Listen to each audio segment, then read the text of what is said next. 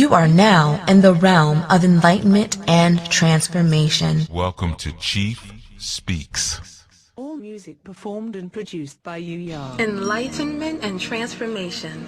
Enlightenment comes from allowing yourself to journey through the dark shadows of death, the primordial abyss of wisdom's waters. For it is the treasures and mysteries that lie wait in the dark that transform us and propel us to a new enlightened state. One should neither aspire to live in the light nor the dark, but should journey between the two in order to evolve the overall reality into a self-actualized creation. Knowledge is your light as wisdom is your darkness. The bold interplay of the two in your life leads you to an enlightened understanding of yourself and the universe you've created. Male is your enlightenment. Female is your transformation. Child is your evolution. Woman, accept the light into your darkness so it may enlighten you. Man, bring your light boldly into the darkness so that it may transform you. Enlightenment and transformation.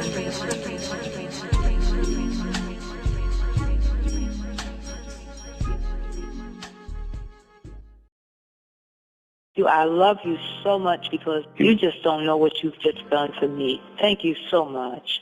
Wow. Okay. This is like the best call I've had in ages on BTR. So this show was meant for me to be able to hear today, and I'm so thankful. That's his home. Therefore, now a new pathway has now been cut in order to get to the Almighty, where there may not have been one. So the communication with them, if they have enough power and strength to talk to us, the communication will be very real. That's one of the reasons I don't get into the encouragement thing too much, because it starts to become a perpetual alarm clock that we just keep hitting snooze on. I speak to the ascended masters, quote unquote. I talk about spiritual stuff, but I also speak about some very practical, we can do today things. Be as natural as you can be with your spiritual self. You can't always go by your feelings, because your feelings are corrupted. Your feelings are just as corrupted as everything else, your chakras and everything else. You got to know what's beyond you, and that's why we have elders. We can't do everything. You can't get everything out of books or weekend certification. You can have the most powerful, ancient, oldest, most, as far as you know,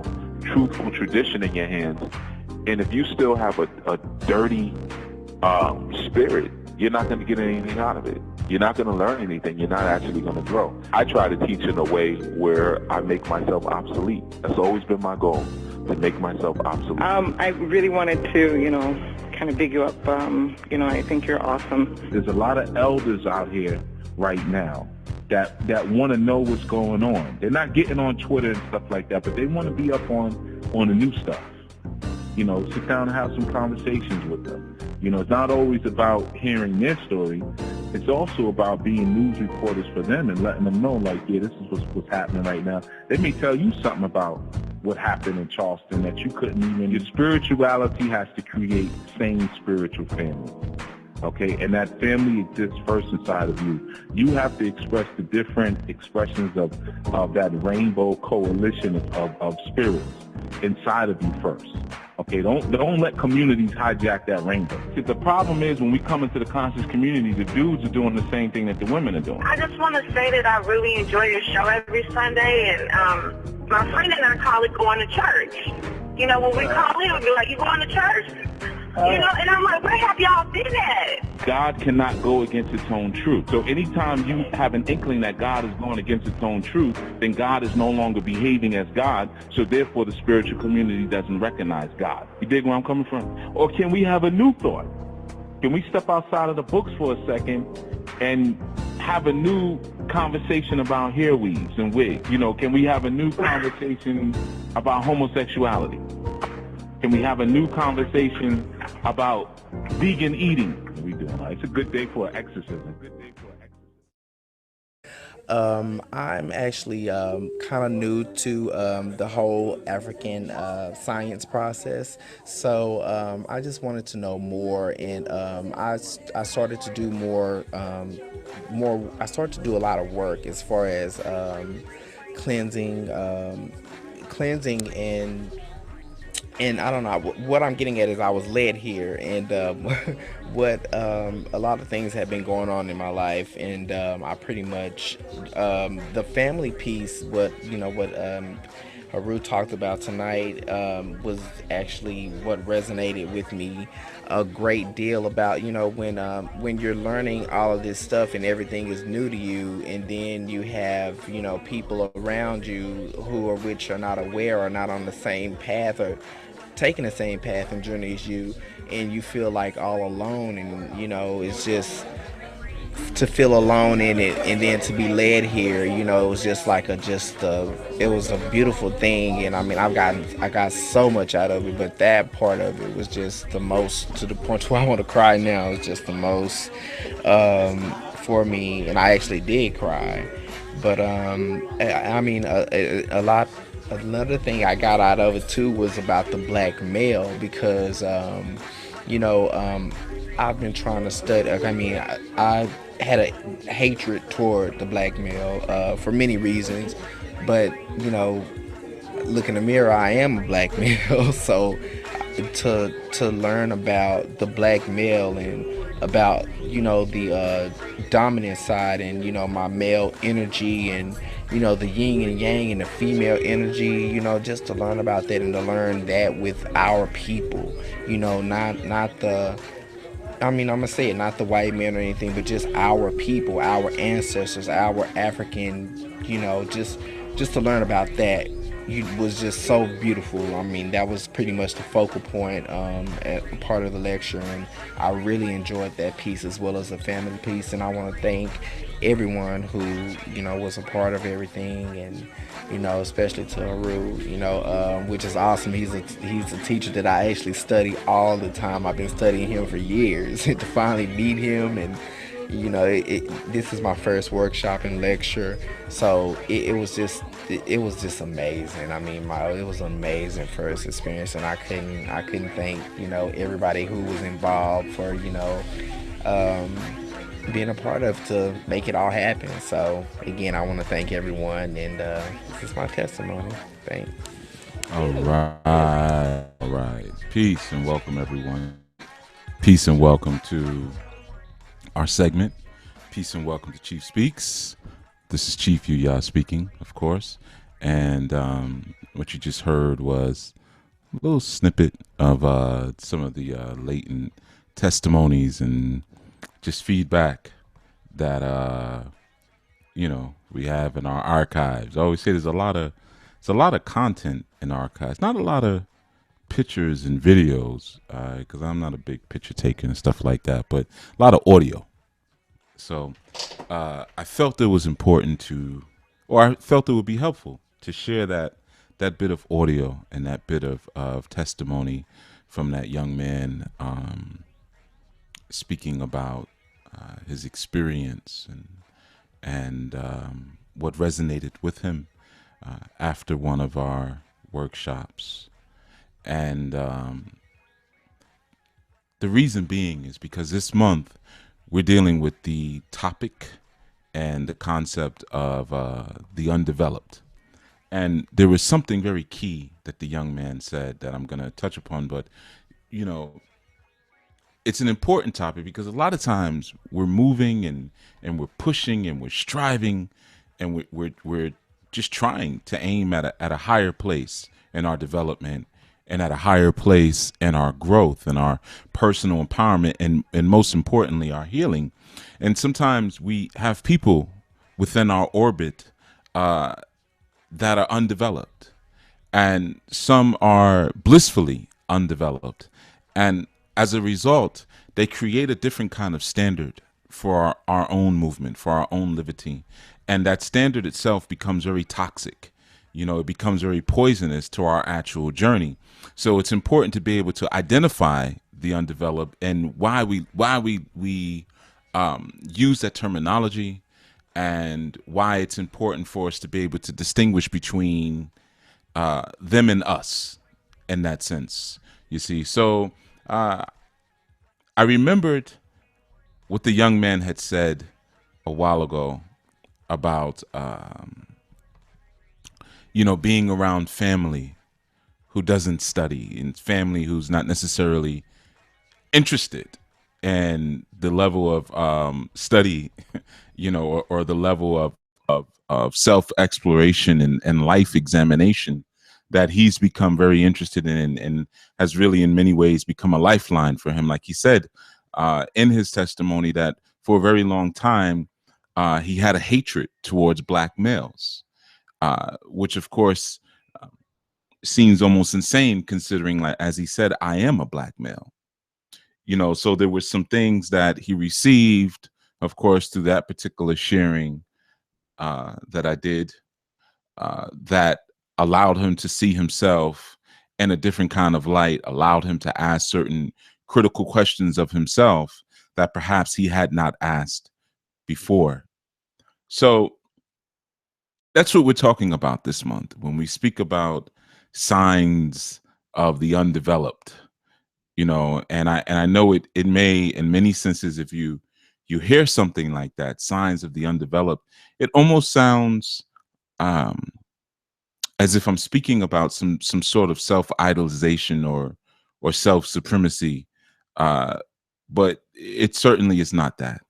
All right. And, as you all know, when we start a month off with a particular topic, I usually ease you in. I usually start very slow in the beginning and then break down further as we go along, just so that there's a comfort level with the actual topic. There's a comfort level with the actual material, as opposed to feeling overwhelmed all at once.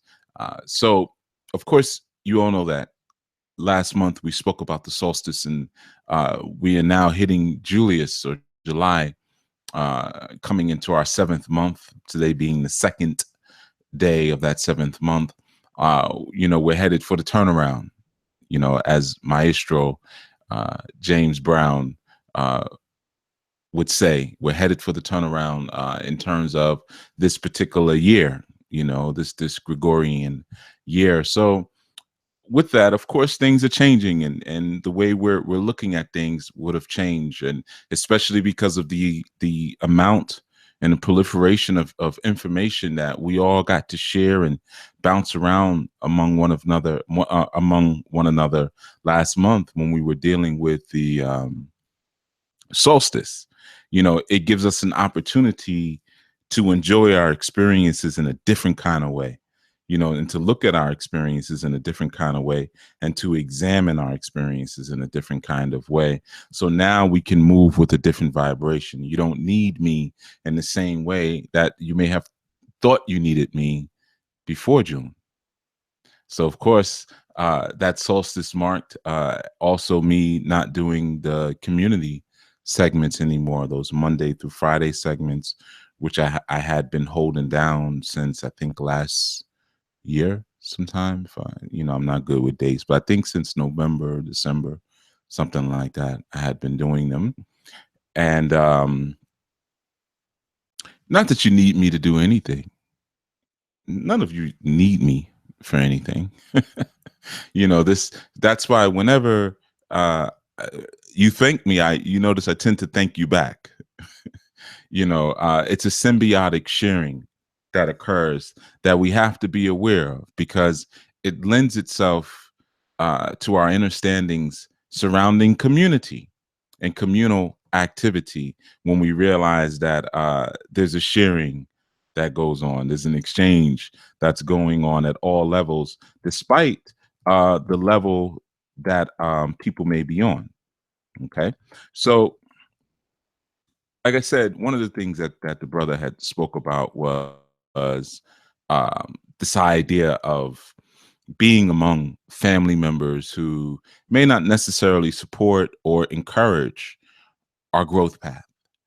And of course, family members, we loosely define family often. Sometimes it could be your friends, it could be your coworkers, or things like that, or people like that. So obviously we're speaking about your cipher or your circle, or again, like I said earlier, the people who are in your orbit. And sometimes those can be the agents or the weights that keep you from being able to abandon the Earth's surface and assail into the highest heights of what your personal ideas are. Because the truth is, your height and your actual contours and boundaries and limits of levitation are based upon your own reasoning capability. So, all truths that you may have, all ideas that you may have, are all subject to your own reasoning. You see, so that's why truth is such a dynamic and flexible phenomenon, because it's always going to be subject to the reasoning of men. You know, it never really stands on its own subjectively. It stands on its own, but not or excuse me, objectively, but not from an objective sense. Even though we speak about it objectively, it really doesn't, because based on what we know, truth begins to express and move forward and expand based on our understandings. You see, so our concepts and our acquiescence to what we call truth is always going to be subject to our own reasoning faculties. So when we look at the idea of the undeveloped, why it becomes so important is because our discovery of truth often lies between the exploration between what is right and what is wrong. You know, the exploration of challenging different segments and components of wisdom. And when I say components of wisdom, there is wisdom that's held inside of many different concentrations. So for instance, if I work in the New York City sewer system, I am an employee of the Department of Public Works, and you know, I become well versed in the actual sewage, the underground sewage systems. I begin to acquire a certain degree of wisdom, you know, as it pertains to the sewage systems of New York City. But it may not necessarily qualify me to take on a job as a commissioner of transport and determine what should happen, you know, with the MTA, with the buses and the tunnels and the subways and things like that, just because I have wisdom in my particular craft. So depending on your craft, you may have wisdom in that craft, but it doesn't necessarily give you universal wisdom, even though oftentimes we imagine that it does. I'll give you an example. Often through popularity contests, we give people a certain emphasis or credit for having intellect and wisdom that they maybe haven't ever expressed or demonstrated. So one example would be when it comes time for political elections or re-elections, often athletes and actors and different forms of celebrities are used to endorse certain candidates. And because of sometimes our own lack of development, we take the words of different athletes and actors and different celebrities as if there is some innate and deeper wisdom that they hold beyond their actual craft.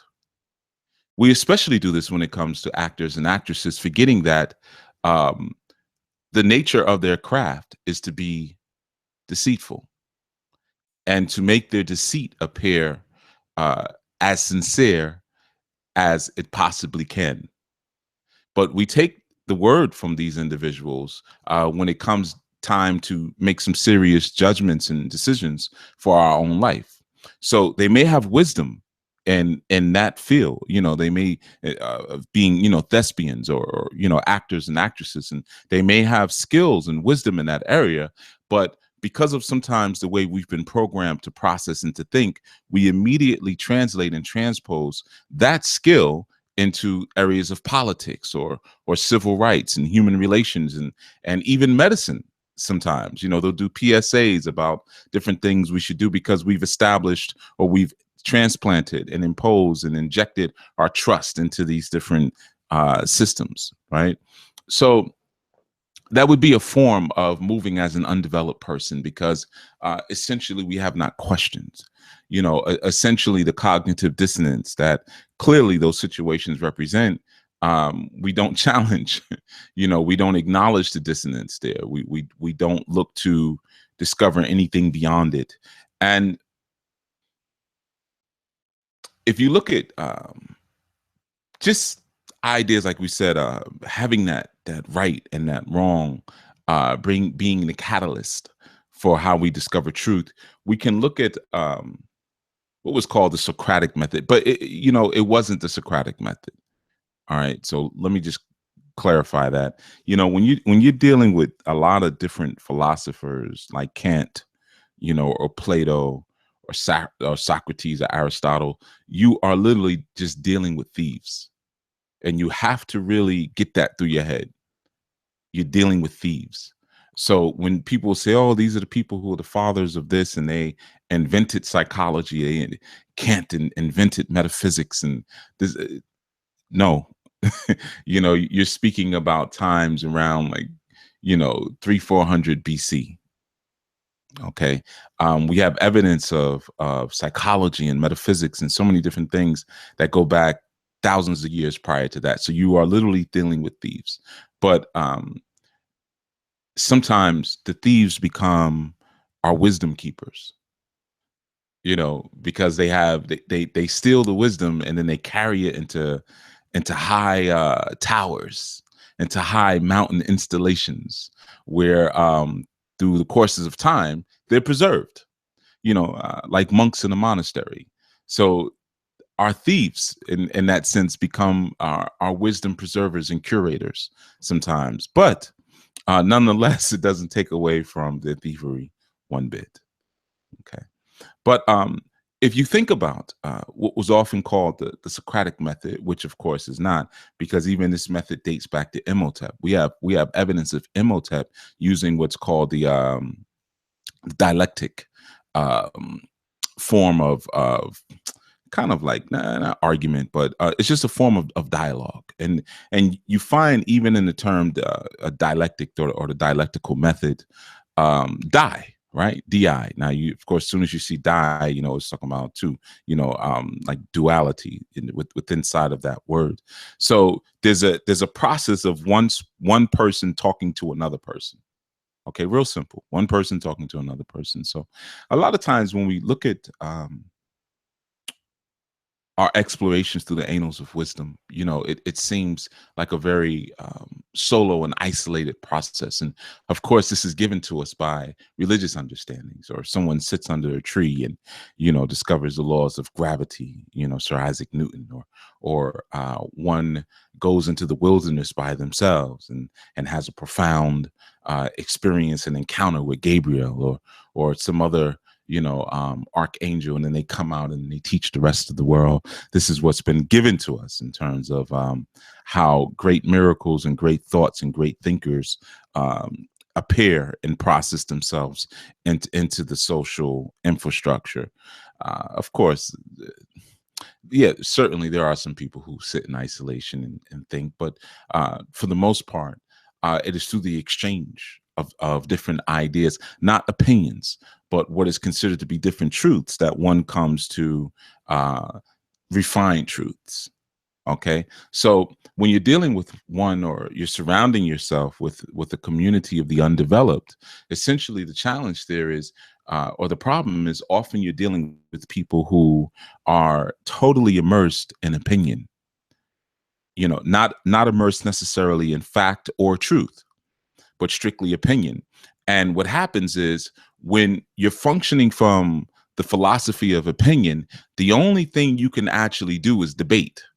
That's the only outcome that you have left over when you're functioning from opinion, is debate. You see, much different than deliberate. So when you're functioning from the perspective of truth, you actually have the opportunity to deliberate. And through deliberation, it's deliberation is really the work of a warrior. You've heard me, if you can remember, at times I have said that a warrior is not necessarily someone who wins. You know, a warrior may lose every fight. You know, it doesn't, just because you're a warrior doesn't mean that you're any stronger or anything like that than anyone else. It just means that you're prepared to lose. You're vulnerable. You're willing to be vulnerable. That's what a warrior is. One who is willing to be vulnerable at any given time. And as many of us know, that, you know, that's easier said than done, especially after you've been damaged.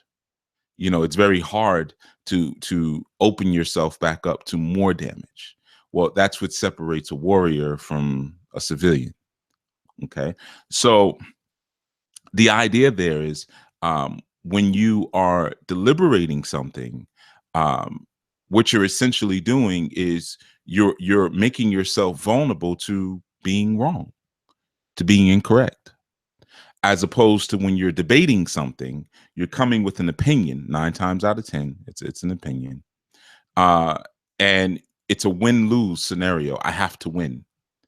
You see, so you really don't get anywhere with the debate. And I know that may kind of rub some people the wrong way, especially because in the conscious networks, debating has become such a high experience where, you know, there's a lot of emotion put into it, and there's a lot of fascination around people's different ability to present their opinions and their ability to present them in a way that's colorful and that's, you know, they're really enthused and things like that. And I'm not trying to take away from that. What I'm doing is showing you what development is, true development. When you come into the realm, you know, like when we use the word conscious, I'm conscious, right? Which means nothing, you know, ultimately. You know, when I use the word, I use it for parenthetical purposes, but I have said to you plenty times before that everyone is conscious. So that doesn't really make sense. I'm conscious, you're not conscious. We're all conscious of something. So for instance, the person who works in the sewer, again, my previous example, that individual may be conscious of where certain gas lines are and things like that to keep themselves safe, or how long they can stay down in the tunnels before they have to come up for fresh air, things like that. So they're conscious of that. Now, they may not know an Orisha from an angel, or, you know who Jacob Carruthers is, or Acer Hilliard from, I don't know, Joey Badass. They may not know who the difference is. However, they are conscious of something. So therefore they are conscious.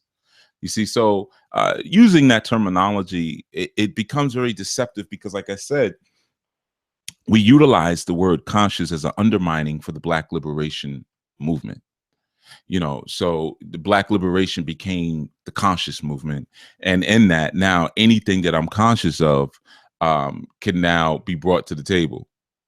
If I say that I'm conscious of some secret war that went on the moon or the planet Saturn, or the Pleiades agenda, or, you know, I'm conscious of alkaline water versus spring water, you know, or anything like that, then all of a sudden now I get a seat at the table. You see, so it was really used to disempower and divide, and really cut and chop the momentum of the Black liberation movement, right? So we all have a degree of consciousness, of course. So, you know, it's not, no one has a monopoly on that. Just like truth. No one has a monopoly on truth. In fact, truth is given by the universe freely, right? It's given by the universe freely. I want you to always understand that. So even like when someone schedules a session with me, you're not giving an offering for the truth that I have inside of my head. You couldn't pay for that. You know, only thing you could pay me for the truth in my head, the only payment I would really accept for that is your life. And of course, obviously, I'm not interested in doing that. So you're not paying for the actual truth. You're paying for the time. You're paying for me to pull away from my family or even my hobbies, or pull away from doing nothing, sitting in the grass and staring up at the sky. So that's what you're offering for. But the actual truth is free. You can't really pay for it because it's so valuable that it becomes priceless at a certain point. You see, those of us who seek truth and seek to really divide and dissect what truth is, we've given our life for that. You see, so that's why I said really the only payment you could give is your life, you know, for truth. But truth is free. So a lot of times you hear people will complain and they'll say things like, you know, I've heard this about Dr. Sebi. Dr. Sebi shouldn't have charged anything for his herbs and things like that because the earth gives it to you freely. And the information, you know, that should be free. Of course, this is foolish. You know, people will always say foolish things, and you have to sometimes decide to totally ignore them or think about what it is that they're saying so that you can have an intelligent answer. You know, this man is, because processing herbs is not, you know, certain herbs, it takes a lot of work. You're using certain barks, and you have to boil them and then boil them and boil them and boil them and then scrape the foam off the top and then use that for one thing. Like when you're using golden seal, for instance, most people will take golden seal powder and just boil it up and make a tea, but it's not really the water that you want from a golden seal. It's the foam that comes on top. That's where the medicine actually is. Now, you got to have not only knowledge of that, but you have to know how to strain those things off properly. And you may have to boil it, you know, and reboil over a series of days. You see, now someone's supposed to take 3-4 days preparing a herb for you and then package it up and everything and just give it to you for free. And then somehow they're supposed to miraculously also figure out a way to pay to live, feed their family, send their children to school, so forth and so on. You know, it's sometimes you have to know when someone is just insane and foolish. People who have a certain craft, they should be paid for their craft. They should be paid for their time. That's period. And I have no connection to Dr. Sebi or his organization, anything like that. I'm just using that as an example. But truth itself is free. Knowledge is free. Wisdom, you do pay for it. But you pay for it through the application of such, through actually having to experience what the knowledge is, you know, so you pay your own wage. Now, when we're speaking about the idea of moving through things as a developed person or an undeveloped person, which some would take those terms and say an unconscious person or a conscious person. But of course, hopefully we have a different sight on that now that we've kind of covered that a little bit. You know, look at the word undeveloped as unexamined. That would be a great way to look at it, unexamined. So you have certain people who, and many of us come under this umbrella, who are or were given things at the very conception of our reasoning. You know, so whether that was 2, 3, 4 years old, the moment we could begin to reason and analyze, there were certain things that were given to us. And we were told that we must accept those things because that's just the way that it is. Right. And through a lack of examination, we began to create, or a mind was created for us in terms of how we should move and how we should function. And more things were stuffed into our minds. So what happens as we begin to go through our public schooling or training, which is a better term, public training experiences for that 12 to 13 year run. And then, you know, we may go on to what they call higher education, where we get a higher degree of training. We may even go beyond that to even, you know, mastery level of training. We are constantly being fed what is called truth. So we're given truth after truth after truth after truth after truth. So we now have this huge assembly and arena of truth that's active inside of our brains. You know, we have so many different truths that we can pull from. We know about politics. We know about science. We know about astronomy. We know about astrology.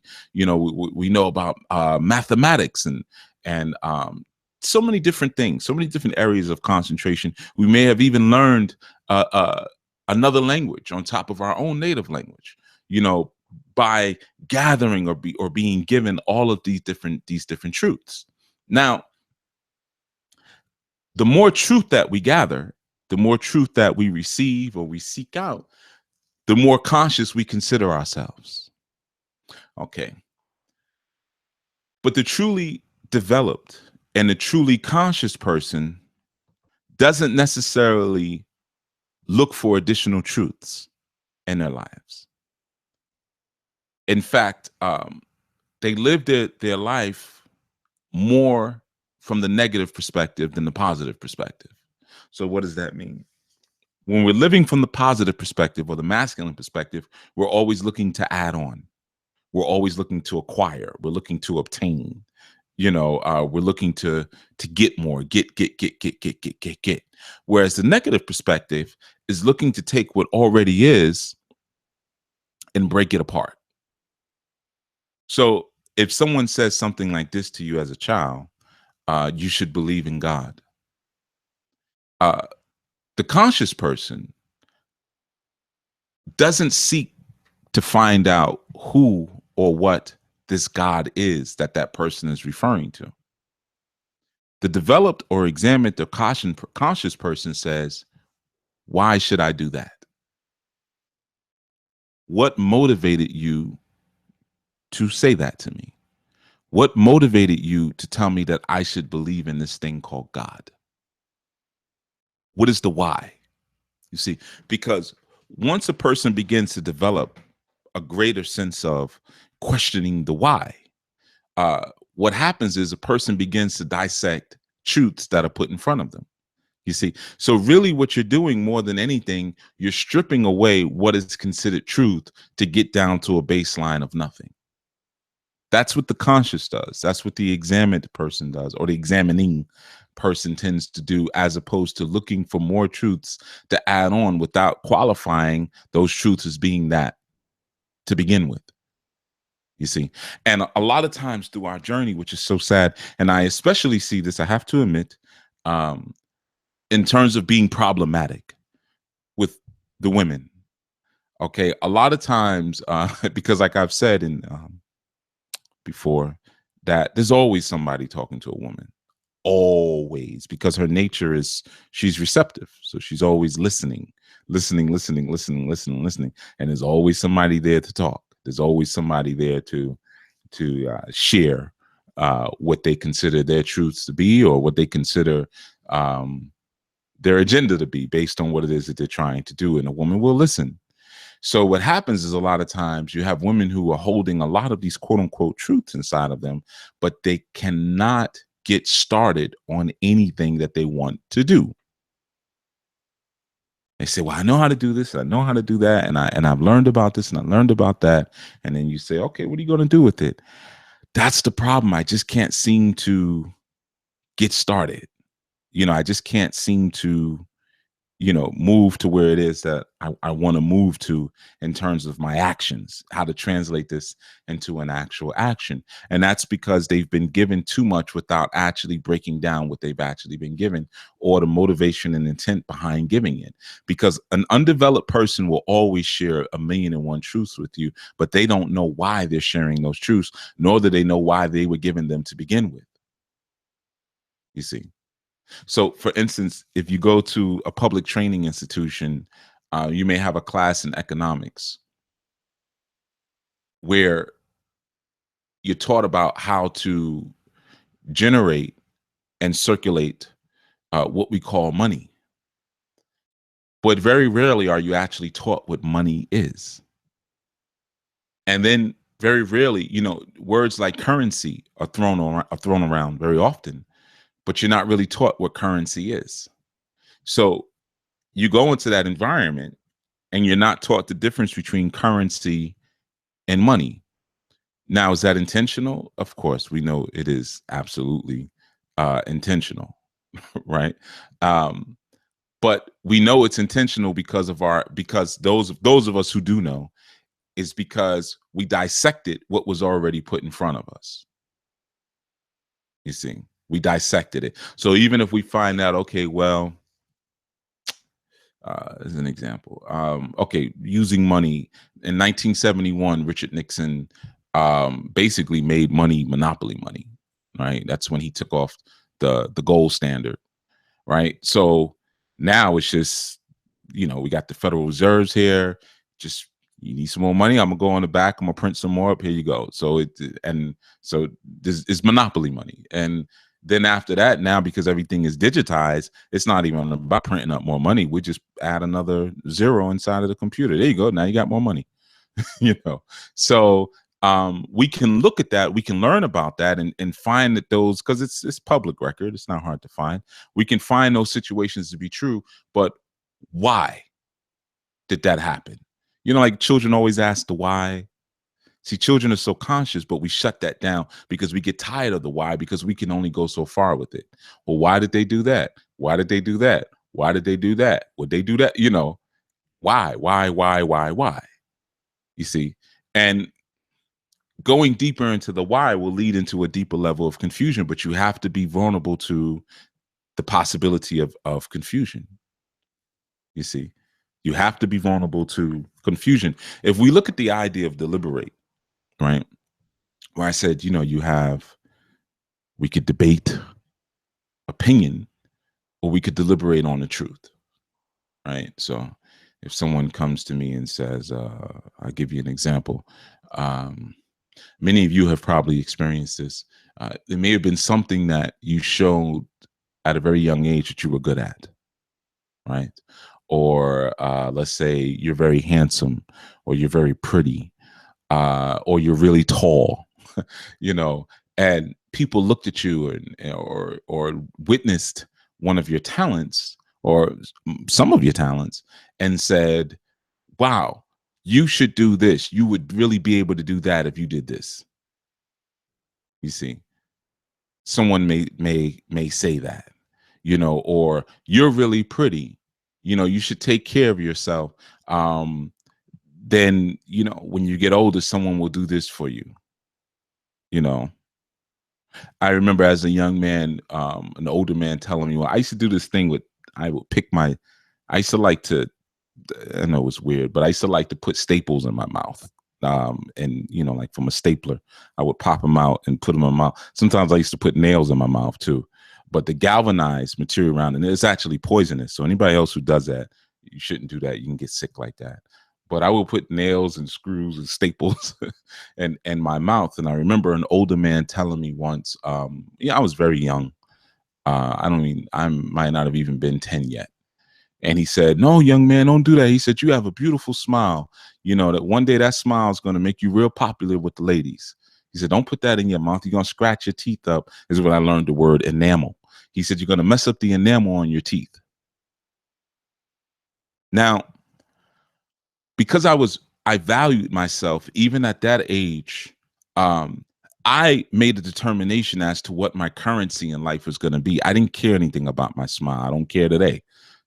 So that I wasn't concerned about that. I like to have nails and iron in my pocket and in my mouth or whatever, you know. So I took them out, obviously out of respect, but I continued to do that going forward because as an examining individual and as a developing individual and as a personally aware of my own shape individual, I made the determination as to what my life currency was going to be. Before I even was thinking about money, what am I going to use as my exchange medium to travel through the world, to engage with the world with? So again, for some of you, you may be really handsome or you may be really pretty, and someone told you that's what you're going to use to do this and do that. You may be really tall, and someone said you need to play ball. Because if you play ball, you can buy your mama a house, you know, that type of foolishness, you know, or whatever it is. You know, I used to get a lot of different things. And the more you say no to them, there's a power in even in the rejection. You know, from me being told at a young age I should play football because I was so big. You know, I was going to be a great preacher because of my oratorical skills. I should be a radio show host because of my voice, and going down, and none of those things interested me because I knew that was not my currency, not to mention the music and things like that. No, none of that is my currency. I'm still exploring and have yet at that age. We're talking all of this is before the age of 18. I have not discovered my currency as of yet, but I'm seeking and I'm finding for it. But I know that whatever it will be self-assigned and self-defined. You see, now that's a form of being developed as opposed to just kind of falling into the truths that people present. They may say, hey, you know, you're a big young man. You should play football. You're rough and tough. Yeah, that is true. You may look at you and say, hey, I am big. I can take a hit. I can give a hit. This, that. I'm healthy. Yeah, that's the truth. But let's dissect that. What is your motivation for telling me that? Number one, and it doesn't mean that someone has malicious intent. They just may not know. They may not know that someone can be big and strong and also be an astrophysicist. They may not know that the two can exist inside of the same space, which is really one of the basic theories when you're dealing with quantum physics, that there's matter that can exist in two places at the same time, right? So the idea there is when you're developing your own sense of knowing and your own sense of sight, you begin to develop your own sense of currency that can't be imposed upon you by those calling themselves the truth holders. Now that goes down to religion, that goes down to your culture, to obviously what I call the family hexes. And those family hexes usually do come in that form. You're so smart, you should go to college, make something of yourself. And you might say, well, I also have very strong emotional intelligence. I want to be an empath. Or I have very strong kinesthetic intelligence. I want to be an athlete. I want to do underground bare knuckle fist fights, or whatever it is. But the path that you're showing me was handed to you and you never truly examined said path. Just like if you go into a school and you're taught certain things, you're trained into certain ways. Do we ever ask who came up with this curriculum? Who approved this? And why is it one education that the average citizen receives, and then there's another education that children of the elite receive? Why don't we receive the same type of education or the same type of training? Am I being slated and trained to stay in a certain position based on the status quo? And are these children of the elite, are they being educated to do something beyond what I could imagine? Because I haven't established my own currency. For some people, their currency is their last name.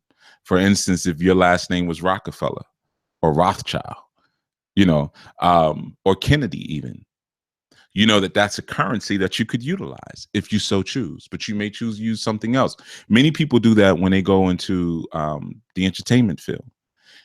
You have people who are Silverstein, who become silver, Goldstein, who become gold.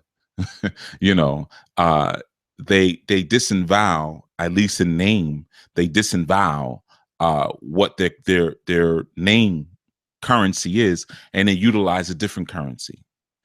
Perhaps they want to be known for their talent that they're expressing and putting forth. You see, now that's when you say that someone's conscious. And again, I'm using it parenthetically because, again, we're all conscious. That's an example of consciousness. That's an example of even self-actualizing or self-defining. You see, having that ability to say, why is this? Or if something happens and we speak about ideas of justice, being able to search yourself and say, but is that truly just? Based on my thinking, based on my knowing, is it truly just? When we have certain things that we're doing and we're doing them as a response to other things, being able to backtrack in our thinking and say, okay, why am I doing this? So for instance, if I like to smoke a blunt, if I like to smoke weed at the end of a long day, why am I doing that? Now, there are certain truths that we can go through. Well, this is an ancient herb, and you find examples of the cannabis flower, even being venerated back in ancient Kemet and da. Okay, cool. Truths. Thank you for the truths. Why am I doing this? Is it because I'm trying to escape from the reality that I've created in my life?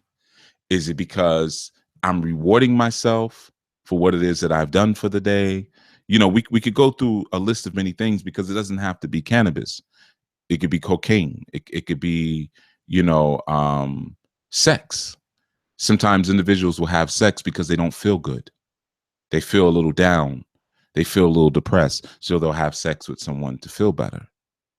You see, without really asking the why. Now, did they feel better, during the process? Yeah, most likely.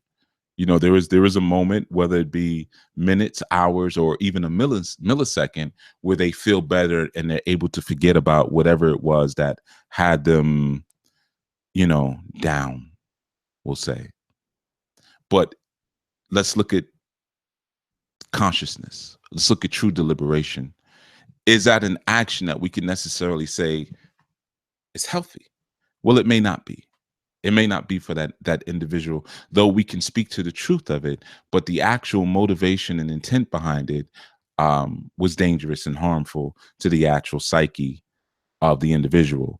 You know, again, our process of deliberation allows us to move to that. That's why a lot of times, again, when you see debates, I don't even care if they're conscious debates.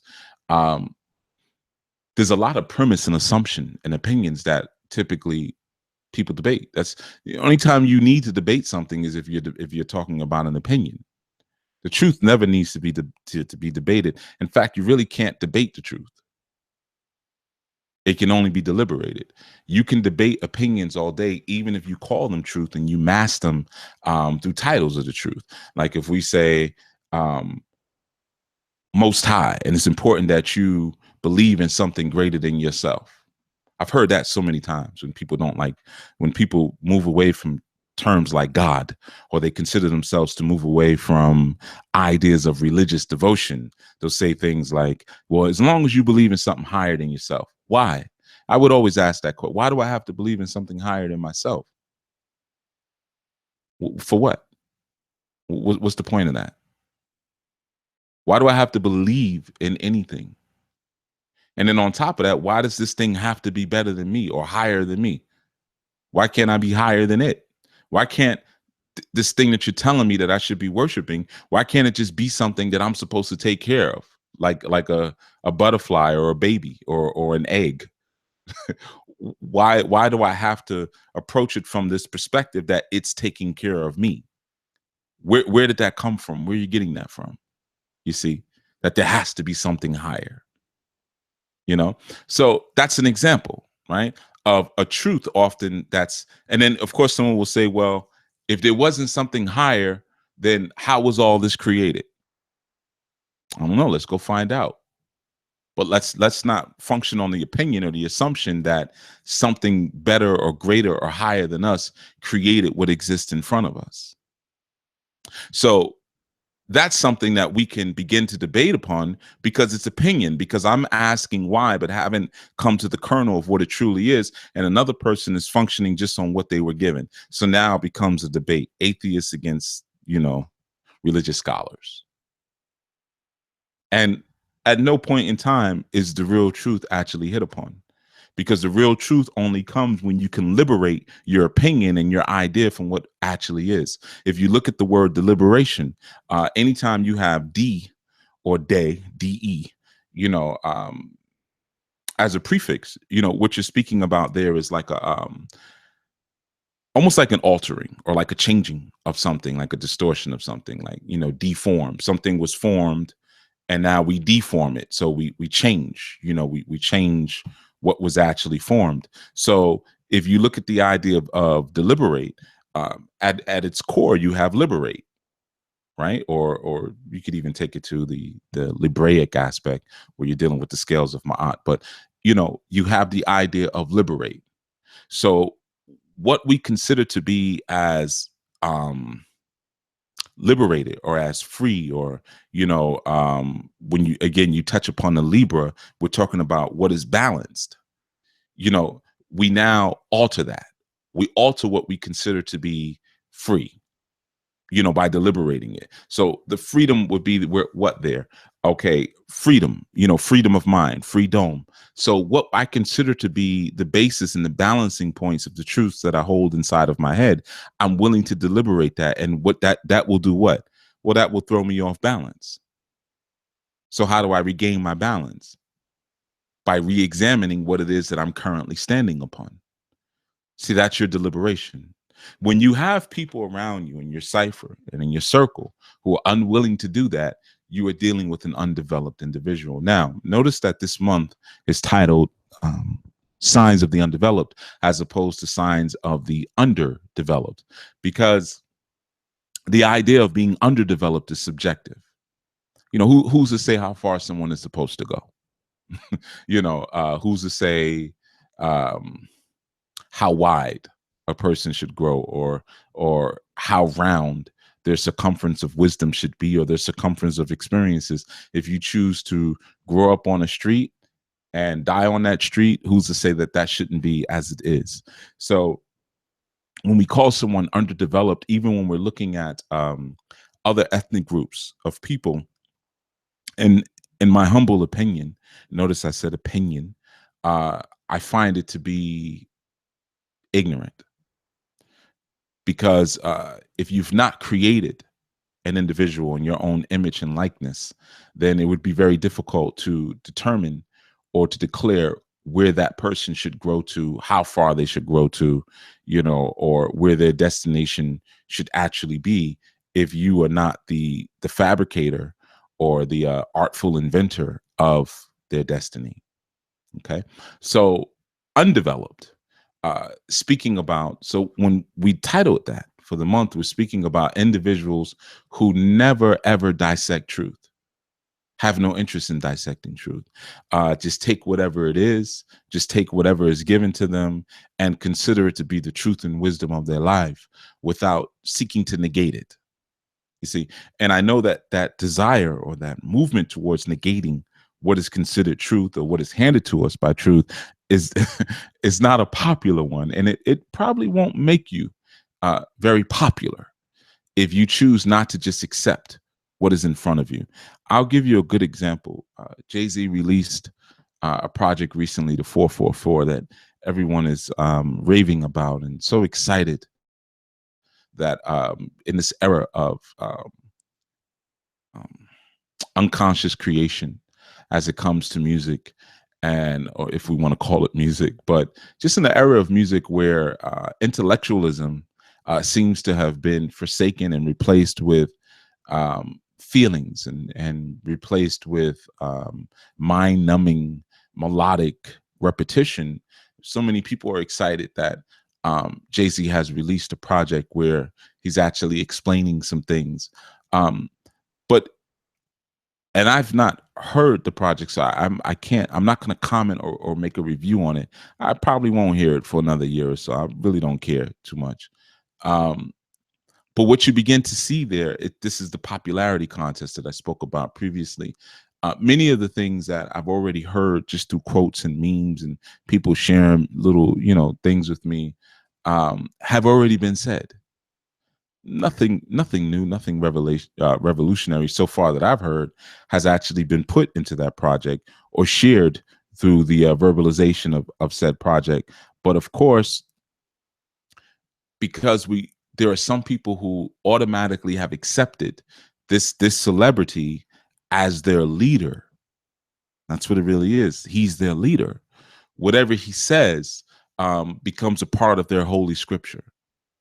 In that sense, without any form of examination. Why is it said now? What is his intention? What is he doing? And I'm not saying any of that to say that there's any type of demonic intent or anything like that. I'm not or he's Illuminati or nothing like that. What I'm saying, I'm just giving an example as to how sometimes we begin to accept things and people tell us what we should be excited about, and we do so with very little questioning. Very little examination. Has someone else said those things already? Is it that profound? Is it really that profound? Or are you giving me a wave of hype that we're supposed to now travel upon and make this thing important to us? You see, somebody put, like, one of the lines someone spoke about was, he was saying, fix your credit, build your credit. Why? What is credit? Why was it issued? Considering that we live in a debt society, isn't having credit or having the ability, the one could even call the liability of credit, isn't that a part of feeding into our debt society?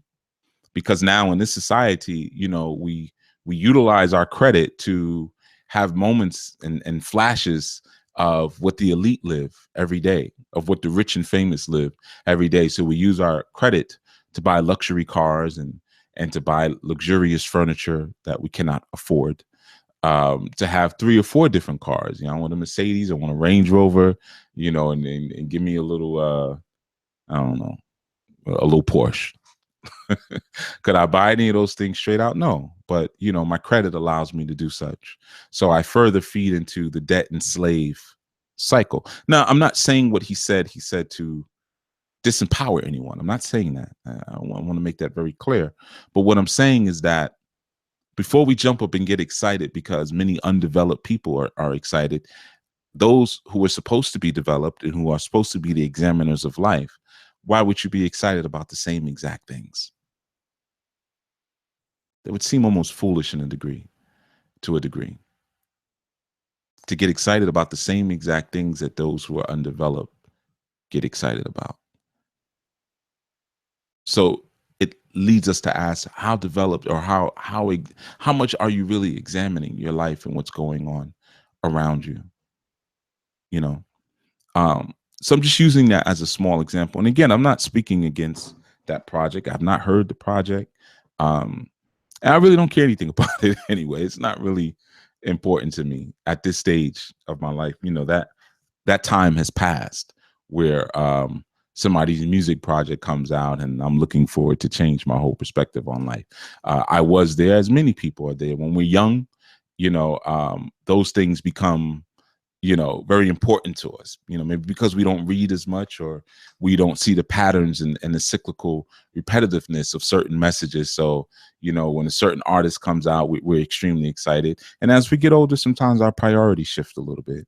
So it's just not as important to it. And there's nothing wrong with that. There's nothing wrong with acknowledging when an era, you know, ends for you and you go into something else. So, you know, again, I'm not trying to take away from the joy or excitement that anyone may have experienced from this project coming out or listening to this project, anything like that. But what I am saying is that if you're not examining your motivations behind certain things, then you are undeveloped. If you are surrounded by people who are not examining their motivations behind things, then your cipher or your orbit is undeveloped.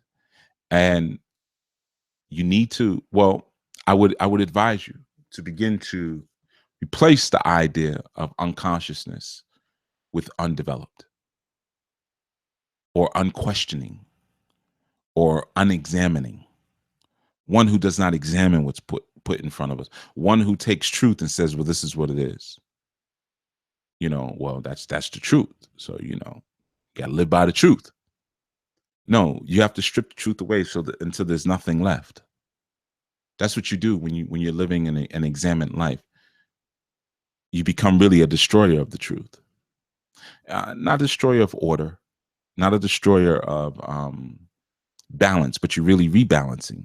That's the Haru aspect.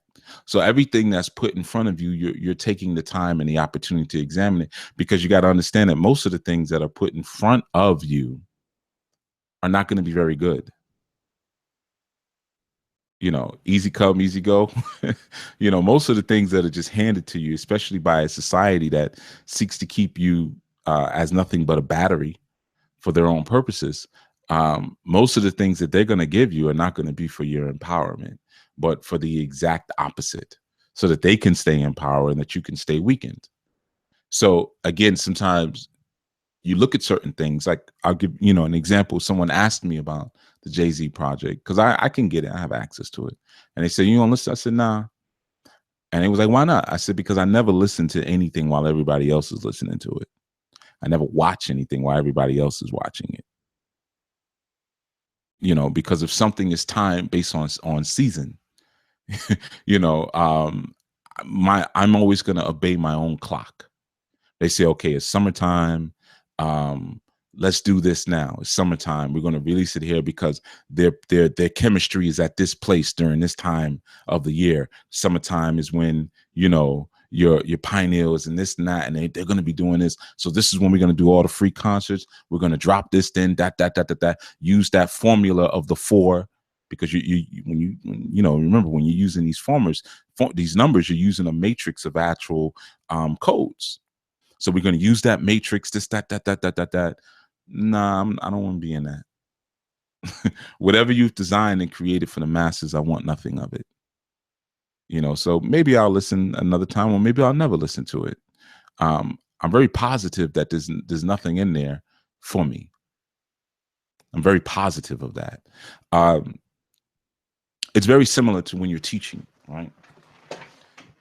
and I've said this before, and of course, many people, they may not feel comfortable with this statement. But unless you're in my home, I don't care about your comfort. Unless you're in my home or my car, your comfort is not my responsibility.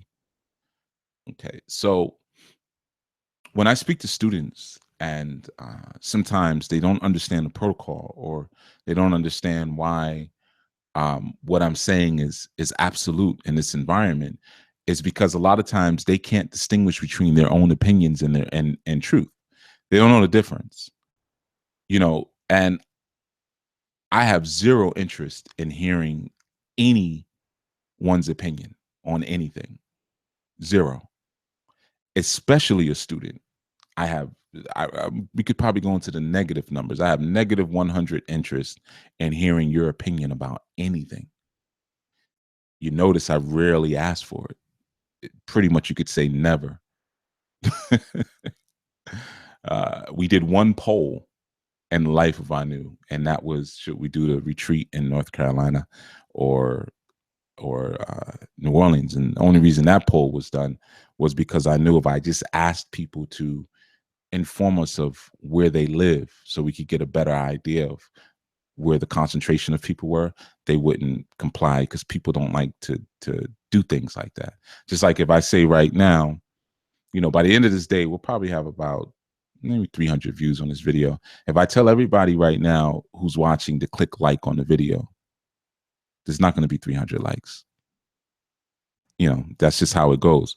For instance, if, we've sold hundreds of 14 Keys books, but if you go on Amazon, there's only 3 reviews.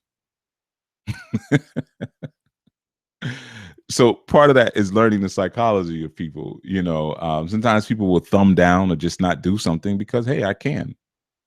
I'm not going to do this because I can. I can choose not to, and that's perfectly fine. When you learn the psychology of people, you learn how to work with it. So that's why that poll was taken, because I know if I say, hey, you guys, let me know, because by then we were doing the call-ins. If I would have said, hey, call in and just tell me what you think, nobody would have called in. But when we did a poll like that, we got a lot of results. So the truth of these things are, man, sometimes we pick our leaders based on popularity, and we begin to accept every truth that's given to us without really fully examining. And if you have a teacher standing in front of you, what they're going to do more of is take what you have and destroy it, more than give you things to build off of. That's the truth. Okay, so they're going to take things like religion or God or your name or what you identify yourself as beyond your name, of course. And they're going to say, okay, well, let's take a look at that. Why do you do that? What is this? What is that? What does this mean? So for instance, and I'm sure you all have experienced that who've listened. Sometimes people call and they ask questions, or they put them in the chat room. Question makes 0 sense. A lot of times makes 0 sense because they don't even know what they're talking about.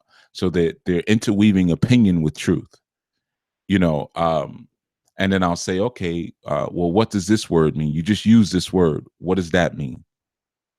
It gets quiet. You just use this idea. What is that to you? It gets quiet, or they start sharing opinion. So they'll say something like, if God loves us, why does so many things happen in the world?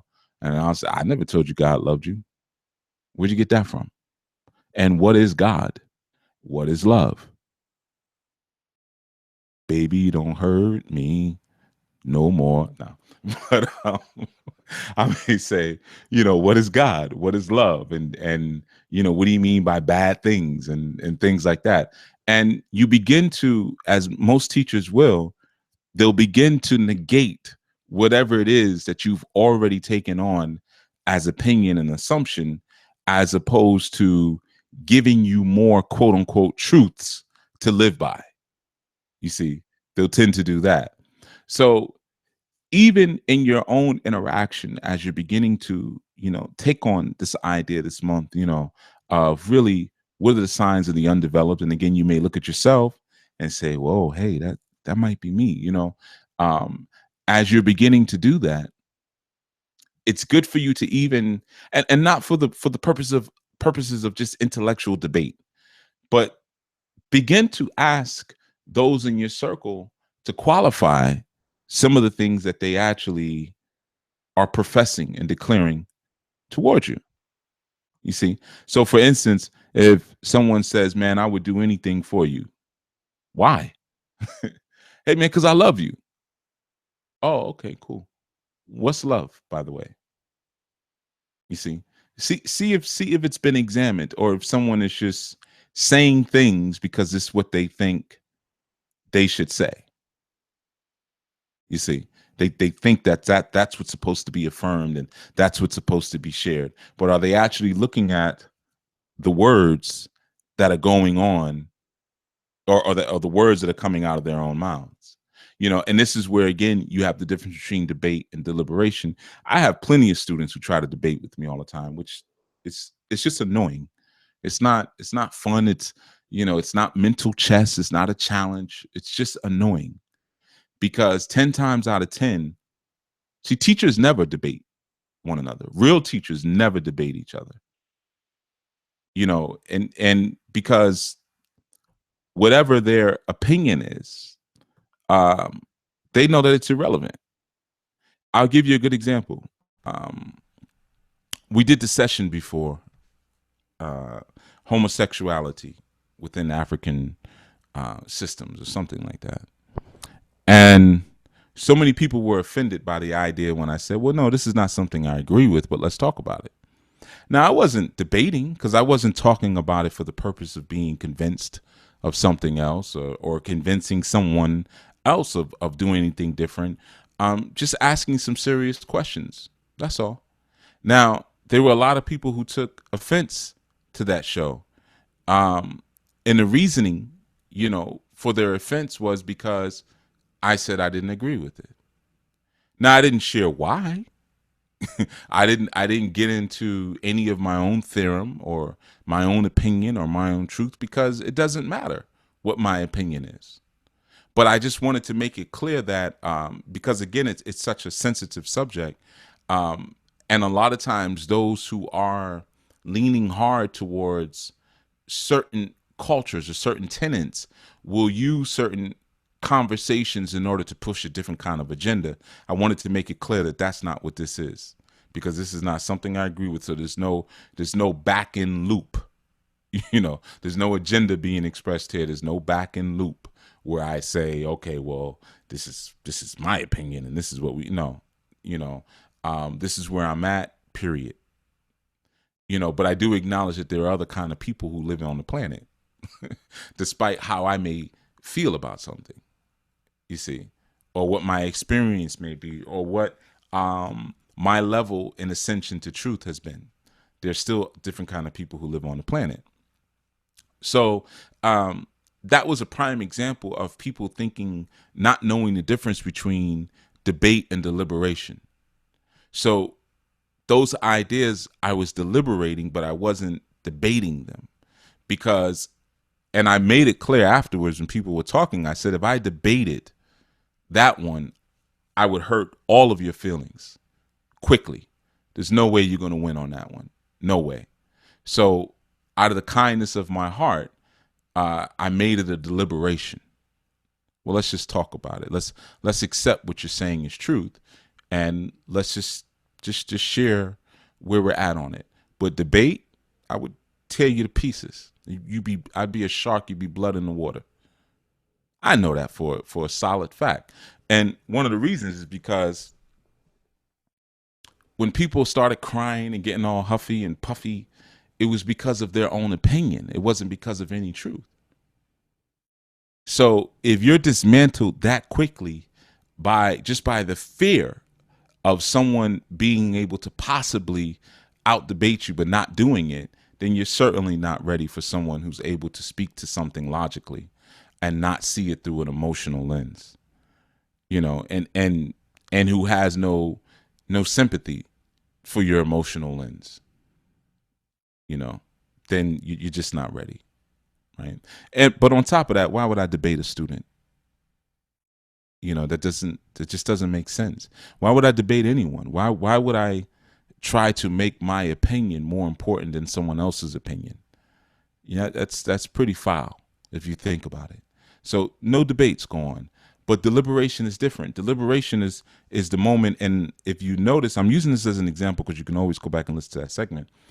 During that segment, I said, I've not seen evidence. You know, we were talking about specifically Orisha culture and Yoruba culture, and I said, I've not seen evidence that this particular sex style existed in antiquity and this culture that we're speaking of. And when I spoke about evidence, I said, I've not seen any pottery. I've not seen any, any visual design, any paintings. In my study of the Odu, I've not read any patakis, where that sex style at any moment was considered to be normal. And in Yoruba or Nok tradition. Nok existed before the Yoruba. So I said I've not seen any evidence of that, and I said on the segment, but if you're able to show me that, I will concede to it. Of course, no one was able to show anything because they kept speaking about opinion. So me saying, here, this is what I've not seen or what I've discovered, but if you've seen something else, then okay, cool. I'll go down that road with you. That's deliberation, vulnerability, willing to be wrong. I'll be wrong. Will it knock much of my world off balance? Yeah, it would. If I'm wrong on this one, then man, I'm going to be wrong on a lot of other things that I held as truth, because a lot of the premise of how I've even seen things or understood things was based on the formation of man, woman, children. So now if I find that that's in antiquity, that wasn't really the model, then yeah, a lot of other things that I've said would now be off. So now I'm that's called deliberation. I'm being my liberation of what I freely stood upon or been balanced on, the Libra, that's the scales. My scales are now being tipped. But I'm willing to let them be tipped because I'm always willing to deconstruct truth. You see, that's really what the journey is, to deconstruct the truth, the things that we hold as true and quote unquote self-evident, having that willingness to let those things be dismantled and deconstructed. Now, you'll never do that as long as you function from the realm of emotions and opinion, because you can always come back to, no matter what you say, you can always say, well, that's your opinion and I have mine, and you're welcome to your own perspective as I'm welcome. You can always play that game. See, that's the game of the undeveloped, because they're unwilling to be emotionally, psychologically, spiritually, and culturally vulnerable. You see, to turn around one day and say, hey, maybe we're not Africans. Maybe we're something else. Right? Where'd that word come from? I know about Afrique, and then I know that Afrique, existed before the Greeks, before they said African, meaning without cold. But I know also even on the continent, Afrikite existed before. But, who came up with that? Where did that come? Was there an earlier term? Was there something else? One might say, well, no, you're Moor. Okay, well, Moor or Moroccan? Okay, well, why? Where did these word sounds come from? What was the intent of them? You see, are we willing to unbalance and disengage and dislodge ourselves from what we consider to be truth? Now, some may feel that this is an exercise in futility because it might just keep you going in the circle. Well, then what can we ever truly ever know? Not much. Not much until you're willing to strip down knowing and truth and get into that place of being. The only way you'll ever get into that place of being, which is self-actualization, is when you're ready to deconstruct and decompose what you consider to be true in front of you. Just like if you stand in the mirror and you look at yourself, if you're a man or a woman or a young boy, young girl, and you say, well, I'm a boy, I'm a girl, I'm a man, I'm a woman, right? And you may say, well, I'm a African man, African woman, European man, European woman, Spanish man, whatever, Indian man, Indian woman. only time you're able to get the truth of what you actually are is when you're willing to deconstruct your idea of what that is. See, that's called seeing the spirit. We use terms like that. Or we also say using our first eye vision or our third eye vision. But essentially, what is that? When you're using the third eye, or you're using your pineal, or you're using your lionel, using your sight beyond sight. What does it really mean when you're looking underneath the presentation of something? You're acknowledging that whatever that presentation is not the whole of the truth of it. So when you say, okay, I see the spirit of the person, you're acknowledging that the truthful presentation of that person has probably yet to be revealed. There's more underneath. So it's the same. It's no different than a truth that's given to you, or even a truth that may be quote unquote discovered. There is always something that exists underneath that truth.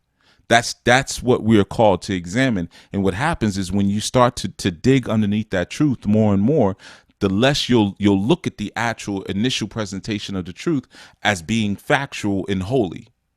So it's the same thing when you're dealing with people. The more you start to deal with the spirit of a person, the more you'll start to look at the actual person and say, well, that's not really the thing.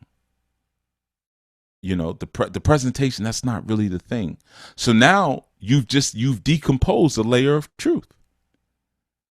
You've decomposed a layer of truth, because let's say if you're a male, you're a black male. I'm using the term black again for what we're doing. You may say, okay, well, you may stand in the mirror and say, I'm a black male. Then someone will say, well, you're not black. Black is a color categorization. You're a Moor. You may say, okay, let me learn something about the Moors. And you may find something in their past, and you say, no, it's not something I would do. I don't think I'm a Moor. And then you may have this terminology as a male. Well, I did say earlier I'm a black male. And you say, okay, what the heck is a male? Where'd that word come from? And then you say, well, what's the difference between a male and a man? Am I a male or am I a man? Okay, well, I think I'm a man. Okay, so now we just disintegrated black. We just disintegrated male. However, if there was an incident that you were involved in, and the quote-unquote authorities of this society had to describe you, you would be described as a black male. That would be the truthful report. That would hold up in a court of law or a court of statutes, that you are a black male. But you've already decomposed and unbalanced yourself and unhinged yourself from that actual truth. Very similar to when we get into different forms of eating. A lot of times, one of the biggest challenges is we don't know what to eat. We say, I'm not going to eat red meat anymore. Or I'm just not going to eat meat anymore, right? Then we say, well, what the heck am I going to eat? Because we found out a truth maybe about eating meat for ourselves. It doesn't work for me, So now we're unbalanced. Whereas before we were able to go get a meal, walk into probably any eatery and order something and eat, or go to the supermarket and easily take advantage of all the manager specials and get everything we actually needed. Now we find ourselves walking in circles around the produce department, really not knowing what to do with all the kale and cucumbers we just bought and what to put with it. And I got all this kale and collard greens and I don't know what else, because I don't really know anything about vegetables. I've never really went into that world, because I've always accepted the truth that, that was pretty much garnishment on the plate. And the main thing was the rice and the chicken. So now I'm thrown off balance because I've dissected and disintegrated that truth. Now, how many people do you know are unwilling to go through a process like that? I've been sitting in this supermarket for an hour in the produce section. I'm on my phone looking up recipes, vegan recipes, because I really don't know what to do at this point. And I don't want to just eat spinach every night. And then now I'm finding out that, there's certain vegetables here that are not even vegetables. They're hybrids. Somebody may, oh goodness, so now this closes the pool down even more. Then I find out about organic food. Oh goodness! Now there's certain fruits that I may love, like strawberries and things, where now I find out that those soak up most of the pesticides. Oh goodness! Now my pool is even smaller. So I'm constantly being stripped of what I consider to be the truths that I'm standing on. I'm constantly being stripped of that because I'm willing to examine the life that I live. I'm willing to examine my culture. I'm willing to examine and dissect and question the truths that have been put in front of me. This is what we call consciousness. All right. Even though parathenically we say consciousness, I'm woke and all that stupid crap. We all woke. Everybody's woke. Everybody's conscious. You know, that's not going to get it. You know, the difference, the barrier line and the delineation between what you may call consciousness or unconsciousness are just the questions. That's it. It's the questions. That's everything. Everything is in asking the right questions. As king, you know, I've broken that down to you before. When you're in a court of law, remain on your throne as king. Ask. Well, the law says such and such and such and such and such. Well, who does that apply to? And this statute said, well, what's a statute? And am I under the jurisdiction of a statute? And why would you quote a law at one point and then quote a statute at another point? Are they the same thing or are they different? You know, so you stay asking in that sense. Okay. All right. So I'm going to go to the chat room real quick and then I'm going to head out. Like I said, this is an entrance to the concept. And more importantly, I want to mention that we have a men's call today at 1 o'clock. Okay. So those of you in the ministry, you men, make sure that you get on that call. 1 o'clock. You should have gotten the email though, but I know sometimes people are a little slow with the emails, you know, because, you know, it's kind of going the way of the facts. People don't utilize email that much. All right. And let me say peace to all of you in the chat room. I see you all in there. Everybody piled in. And I will that in this time in between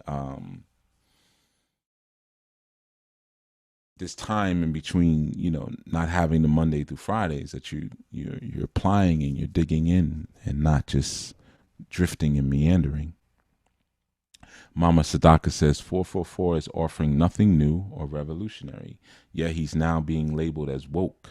I guess it just requires him selling hype to those that are less woke than he. Absolutely. Because who could really, you know, when somebody says I'm woke as F-U-C-K, who's saying that? Somebody who sleep. You know, I'm using that terminology again, you know, but that's like someone who doesn't study anything or you know, doesn't examine or question anything in life coming up to me say, hey brother, you real deep. Well, based on what? All right, what are you basing that on? Because I'm deeper than Creflo Dollar, you know, or I'm deeper than Charlemagne the God. You know, what is it that you know, some people, the deepest they've gone and disinformation is watching Eyes on the Prize. And some of you may be familiar with that documentary, that 40-hour documentary, Eyes on the Prize. That's for some, that's as far as they've ever gone. You know, they might have read a book by like, you know, Michael Dyson, or they may have gone to a lecture by Cornel West. You know, some real like nothing stuff. So now what happens is when certain people stand in the community and say and start teaching, they think it's the second coming. That's why people can swindle you. How they swindle you out of your dough. You know, they come, they talk real fast, they make big promises, which, I mean, you want to understand them and just read the 48 Laws of Power. And you'll understand, you'll be able to recognize some of these people who are standing in front of you and what modalities that they're using to separate you from your actual currency. You know, but yeah, they're not really saying anything. I can't tell you how many times I've watched little videos of stuff, popular people who say absolutely nothing, zero, nothing. But again, you know, who are we using to make these determinations? You know, if your diet pretty much consists of trash TV, garbage food, and toxic relationships, then of course it only takes a little bit of light for you to feel like you got something real powerful. And sadly, we have a lot of that even in the conscious groups. You got a lot of people saying nothing, but if you're low IQ, you don't take the time to question things or examine things, then you're going to be impressed by just about anything. That's just the truth of it. So again, in no way, speaking against the brother, but sometimes we have to be able to boldly separate ourselves. And I know there's a lot of times there's people who are afraid to do that.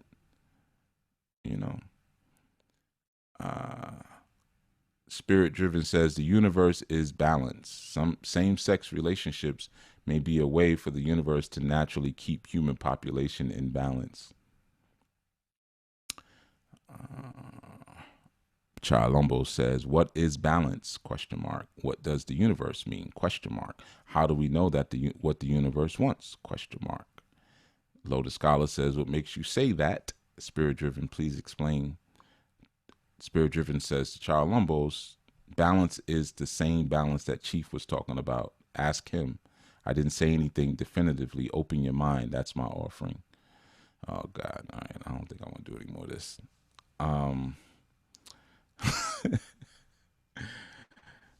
Charlumbo says, isn't it an assumption to say open my mind? And what's the face says, Mark, I'm not assuming anything about you. I offer the perspective. Either you can stay in your current thought or entertain another. Development. ... Yep. So this is a good example of opinion versus deliberation. But I'm going to leave this alone because it's stupid. That's why. It's stupid. As you get older, you learn to just not older, as you get wiser, you learn you learn how to spot your leviathans. We all have different leviathans and hellmouths in our experience that can drag us into a space. And, it's like the sirens, man, singing on the reef, man, and they'll make you crash your ship. Because you're so distracted by the sirens, or the Leviathan is trying to pull you down to the bottom of the damn sea, and you never get to where you're supposed to go. And that's one of the reasons why we're speaking about that this month, when we're talking about the undeveloped. Sometimes we have people in our cipher that are pulling us to the bottom of the sea slowly, and we're not able to recognize it because we're always so willing to take it there with them. We're always so willing to go places with them that we shouldn't, So when I say that's stupid, I'm not saying Mark is stupid or Spirit Driven is stupid. I'm saying the words that they're using back and forth are stupid. It's just dumb. It's just dumb. It becomes very cyclical. Somebody says something, well, maybe it's this, the other person asks to define it, and it goes in. And it's just a lot of dumb back and forth, and I'm not saying that either one of them are dumb, because I don't think either one of them are dumb. But sometimes you got to step back and look at each other and say, what the hell are we doing? What are we even talking about? What's the point of this? Because there's a lot of sometimes opinion there. And that's what we got to get out of. That's what we got to get away from. And I tell you another problem. Charles Lumbos is a man, and Spirit Driven is a woman. There's your problem right there. There's your problem right there. See, the problem is that, like I always tell you guys, that men should learn separately from women, because we learn things differently and we process things differently. You see, so a lot of times men get into debates with women, or women get into debates with men, and they don't realize that they're utilizing two different subsets of intelligences to exchange with one another. And if you don't know the language of each one, then it becomes argument.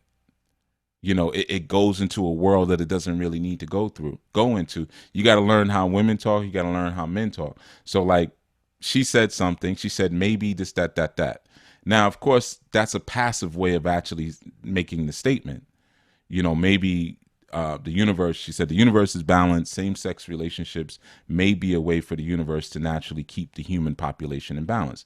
So the statement was same-sex relationships are a way to naturally keep the human population in balance. But she didn't impose herself as, well, this is definitive. This is what it is. She's saying maybe it is, but obviously that's her opinion, but she put maybe in front of it.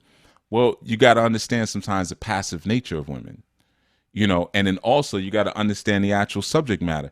Anytime you talk about same-sex relationships, 90% of the time, females are never as passionate about it as males are. Because you know, males have a different perspective when it comes to same-sex relationships than females. You know, if you just look at, sometimes you got to take a moment, step back when you see a statement, and you got to look at the overall context. You got a lot of females who have friends who are dissexual, homosexual. That's normal for them. My best friend is a gay man. You know, how many men do you know who have best friends who are lesbians, or who even have friends who are lesbians? So it kind of gives you an inkling there. It opens up a little window to let you know that the way we process, or the way we look at that particular sex style as men, is already different than how women may look at it. You see, it lends you to that. So if a woman makes a statement about it, you have to put that into context.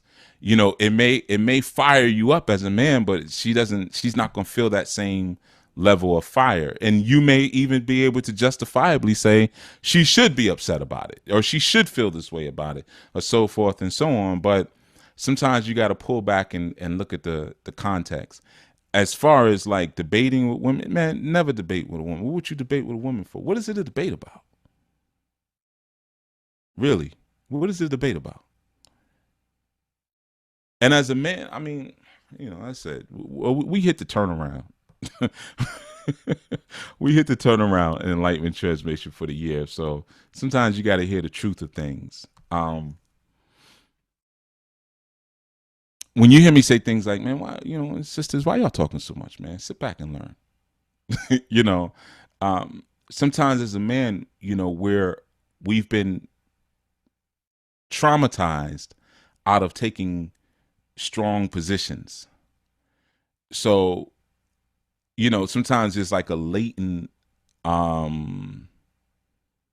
there's a latent frustration there. So somebody may say something, and then we'll say, well, wait a minute, did you ever look at it like this? Or and we really just want to say what it is that we want to say, but we're afraid to, because sometimes we're especially when it comes to subjects around sexuality. You know, you always have, I mean, you can go back to, I'm sure your school days.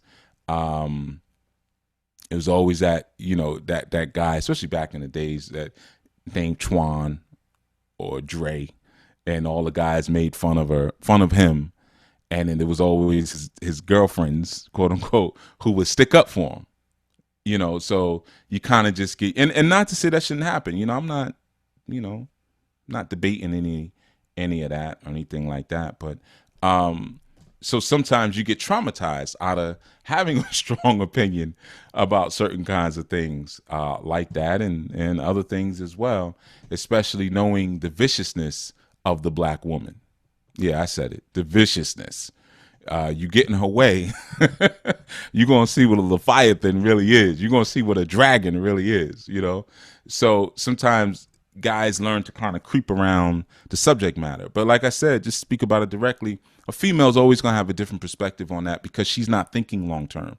She's not thinking long term about how that affects the community. They don't even think like that.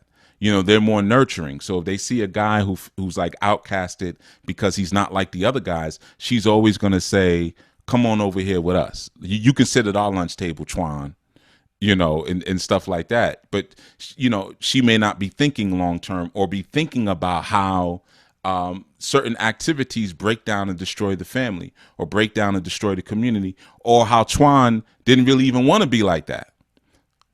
You know, maybe Twan needs to puff his little chest out and say, you call me gay one more time, I'm gonna punch you in your face.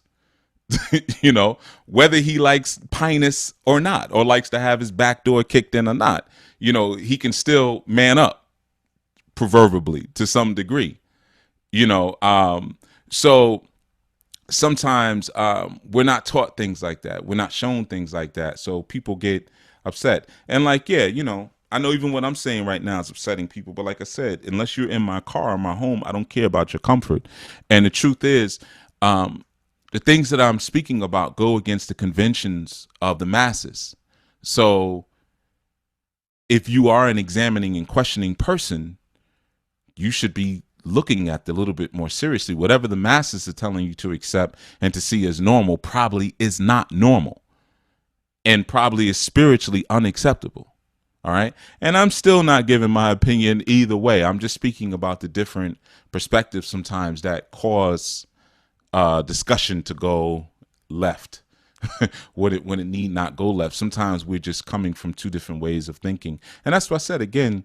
You know, the stuff that women need to learn is not the same stuff that men need to learn, and vice versa. You know, I don't even personally, I don't get into any deep conversations with the female. I've never gotten into a deep conversation with a female because I've never been around a female that could go deep enough to have a deep conversation with her. Now I know what you're gonna say. Well, that's because you haven't been around any women like that. No, I've been around some of the best, some of the ones that write the books that you all read and worship. I know them personally. I have their phone numbers. I've sat and had dinner with them. Elders, elder women. You know, can't F with me. So,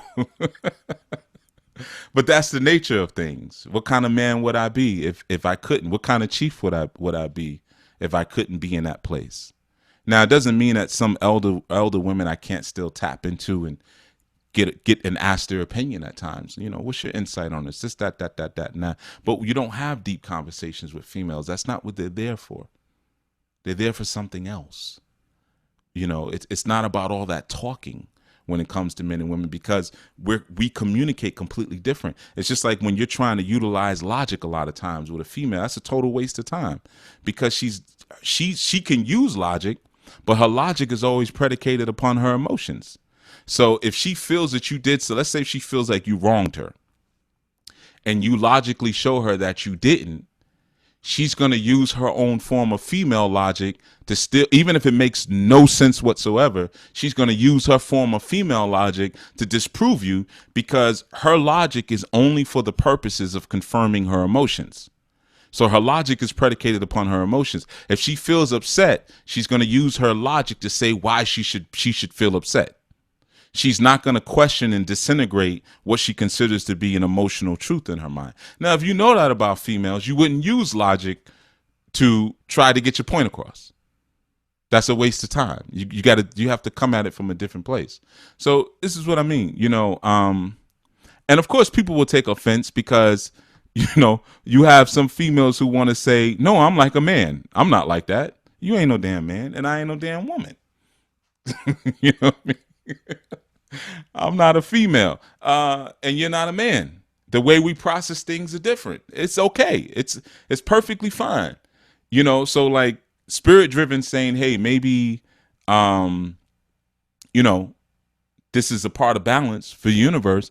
She's going to come from probably a more nurturing and maternal perspective. Whereas a guy might be like, yeah, see, you know, this is the problem with white supremacy, racism. They done turn the children into fags. They fags. You know, they're going to display a lot of anger and things like that. But the female may be coming from a more nurturing perspective. Like, well, wait a minute, hold on. Maybe there's another thing going on here.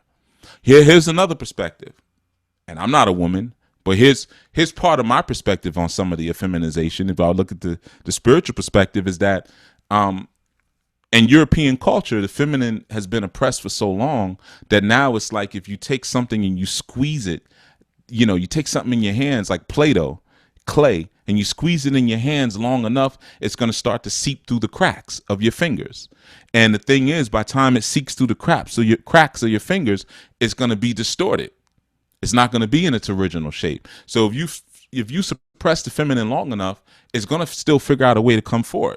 And it's going to figure out a way to come forward in a way where you can't resuppress it. So it may come forward in big 6 foot tall diesel males, maybe walking around switching with mini skirts on, you know, or it may come in the form of big bull daggers, you know, who say, well, hey, you know, I'm a female, but, you know, I'm more of a dude. I'm butch. you know. But either way, it's still feminine energy coming forward. That's one perspective, right? Now, I'm not saying that that's the truth, but it's a perspective, you know. So we can all have different perspectives. At the end of the day, me and my house, we're hetero. Okay, anything that I produce that comes out of my loins, any egg that I give life to, and anything that I regenerate through comes out hetero, and it stays hetero. Okay. Now, do I have a choice in that? Absolutely. And do the children have a choice in that? Absolutely. All right. Now, for anyone else doing something, hey man, you know, the world is a big place. There's enough room.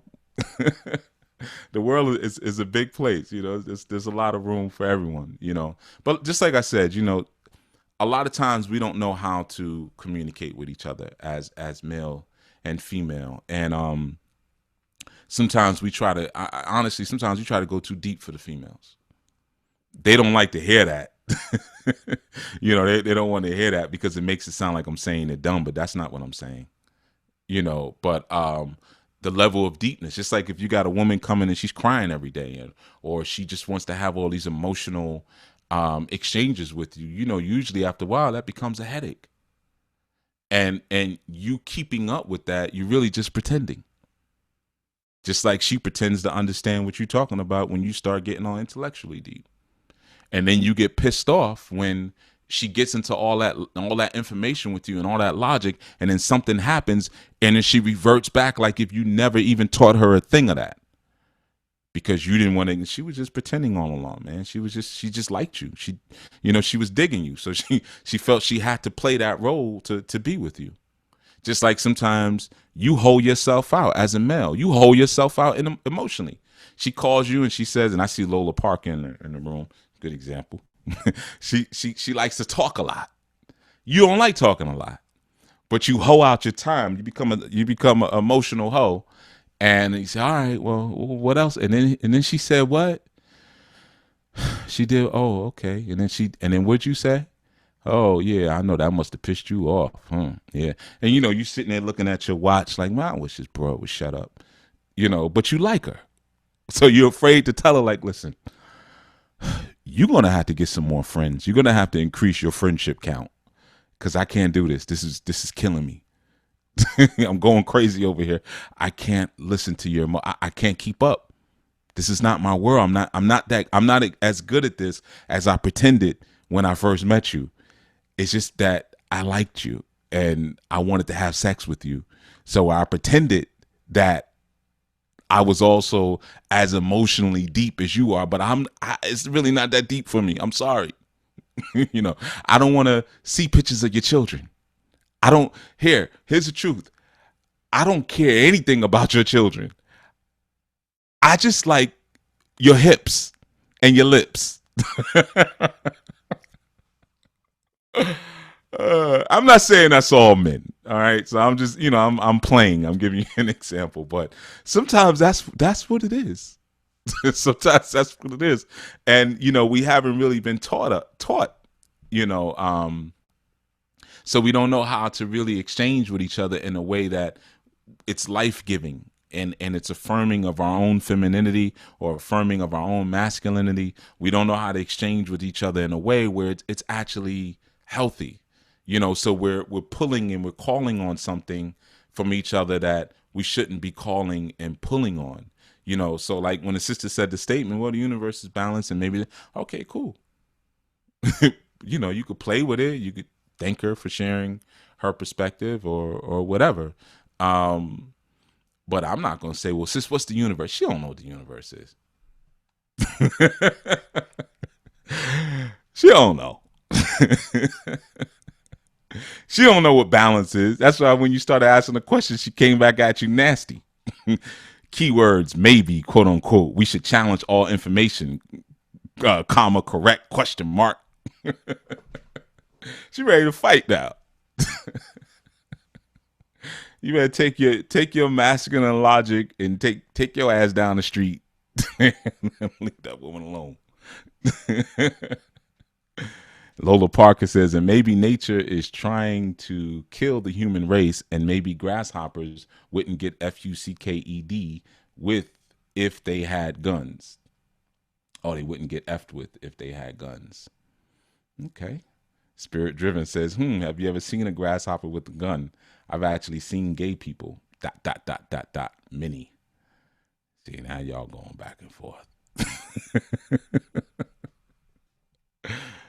Lola Parker says, females kill me. But you know what? You deserve it, Lola, because, you know, it wasn't too long ago that you were spirit driven. You was doing the same thing. Sometimes you guys just like to toy with people. You like to, you know, you like to have your water stirred up a little bit. So you figure out ways to get your water stirred. You know, whether it's, you know, bringing on some negative attention or bringing on some positive attention. You know, women live by attention. They live by light. Life, you know, it's just like if the sun didn't come out, you know, for the day, man, we'd be in trouble. we'd be in some trouble, you know. So if you're looking at moon energy, earth energy, water energy, it doesn't create light unto itself. Hell, it doesn't even create life. Even though we like to say that, you know, just because it sounds sexy. When you see those pictures of Yemoja or you know, you see a meme with a black woman and her hair is all thick out and she's half naked and you say the bringer of life, the black goddess, but all that's garbage. She doesn't bring life. She brings death. She brings transformation and disintegration. She doesn't bring life. But yeah, you know, so they need that. You know, they need that little stirring, you know, and they get it all different ways. Yeah, I said your name, Spirit Driven. So there you go, a little light for you. Said your name, Lola. A little light for you, Lola. There you go. This little light of mine, go sing it. You know, but they need that light, man. You know, so sometimes they'll put a statement out there that may be a little illogical. And then as a man, as an uneducated man, uneducated on the ways of the female, you say, well, wait a minute, sis. Like you said, Mark, you said, well, I was just trying to get clarification. How you going to get clarification?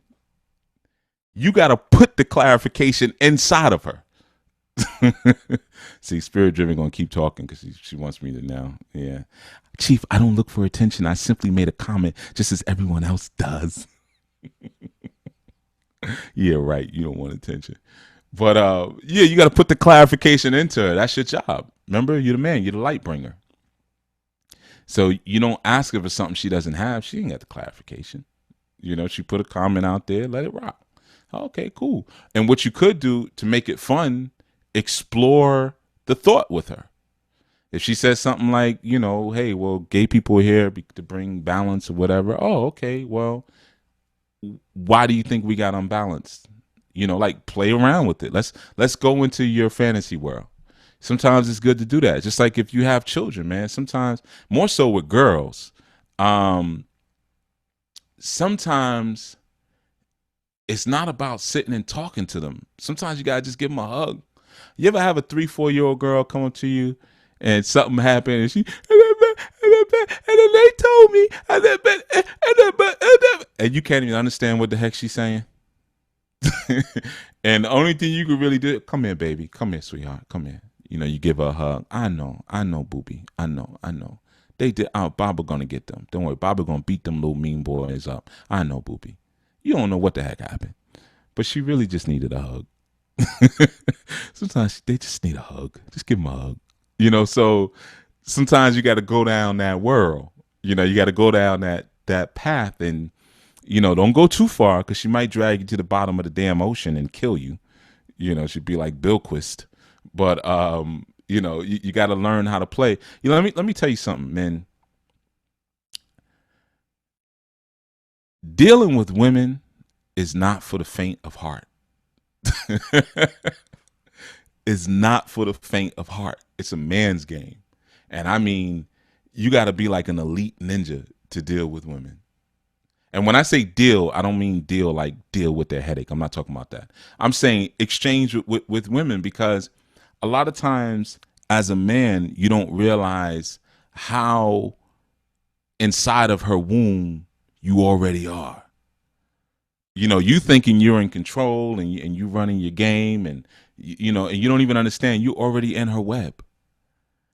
And I can't tell you how many males I speak to, whether it be through counseling sessions or just who call me for advice, and they're like, man, I did this for her and I did that. I did everything she asked me to do, da da da da, and she still did this to me. And you don't realize, man, that chick was playing you from the beginning. Oh, you thought you was in control because she told you to choke her one night in the bed and you thought you was dominating her? No, fool, she told you to choke her. Or you thought because you grabbed her by a hand one day and said, you mine, and she, you know, got all excited. No, she wanted you to do that, dummy. You forget what her power is? She will wrap you inside of something. She will put you inside of her vagina and swallow you up like a damn Leviathan. You will not, you'll be trying to punch your way out of that bag and can't get back out. Some of you stay stuck. Some of you are still stuck inside of the vaginas of women you've been with 10, 15 years ago. You still imagining these females while you're laying with your current female. You still down on the bottom of the ocean. You still stuck. You see? So some of you guys, I got to tell you, man, you don't know how to deal with these females, man. You don't, you know, you got to, that's like how you have to learn about money and currency. We got to learn how to be with each other too. And sometimes because we live in a society that really pretends to respect logic and brute force, we think that there's no other powers that exist in the universe. We get confused, we get lost, man. So, you know, females say something, you say, well, wait a minute, what do you mean? Man, you don't ever ask a female what she means. Like, only time you ask a female what she means by something is you want to shut the conversation down. Who you talking to? What do you mean? And then when soon as she starts stuttering, that's when you kill the conversation. Exactly. You don't know what the hell you're talking about. Shut the F up. Anyway, so that's the only thing. But most of you you don't have the heart to tell somebody shut the F up. You know, you heard that and, you know, you say, oh, I can't talk to a female. Yeah, all right. Well, stay inside that womb then, because you don't really understand what she's looking for or what motivates her, or, you know, why she may be looking for light, or the necessity. You know, women need attention like men need sex. You know, so when sometimes we use words like, oh, she's an attention whore. You know, it's like, you got to understand, she, you know, sometimes they become attention whores because they didn't get what all women need. It's a natural thing. They need attention. Same thing, you need sex. So what happens? You don't get sex. What do you become? You become a deviant. You know, you start watching pornography and you get addicted to the pornography. I'm not saying watching it is wrong, but you get addicted to it. You start to translate pornographic experiences into the real world, you know, or the realer world. You know, you just become different forms of a deviant because you didn't get what you were supposed to have at an age or at a point where you were supposed to get it. You see? So it's the same thing with a female needing attention. Sometimes baby girl just need a hug. And then I went, all right, baby. Okay, sweetheart. Okay. All right, Baba, tell you what, Baba gonna take you to the park.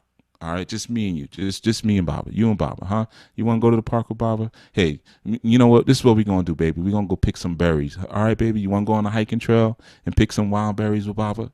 Yes. Then they do that fake little, you know, thing. Ain't no tears coming out.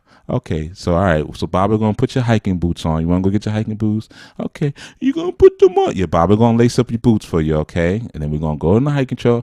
You gonna carry me on your shoulders? Yeah, Baba gonna carry you on his shoulders. All right, baby. All right. That's all she wanted. Whatever she was talking about, then she don't even remember. She wasn't talking about nothing. She just needed a little light. Just needed a little tension. You see, so when you start to understand, when you start to really value yourself as a man and see yourself as the Almighty, you understand that entities are animated through your attention. You see, they're animated through your attention. Those who need a charge, they're animated through the attention of the Almighty, through the authority of the Almighty.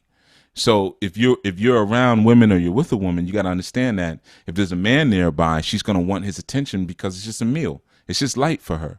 You see, it doesn't even mean she likes you.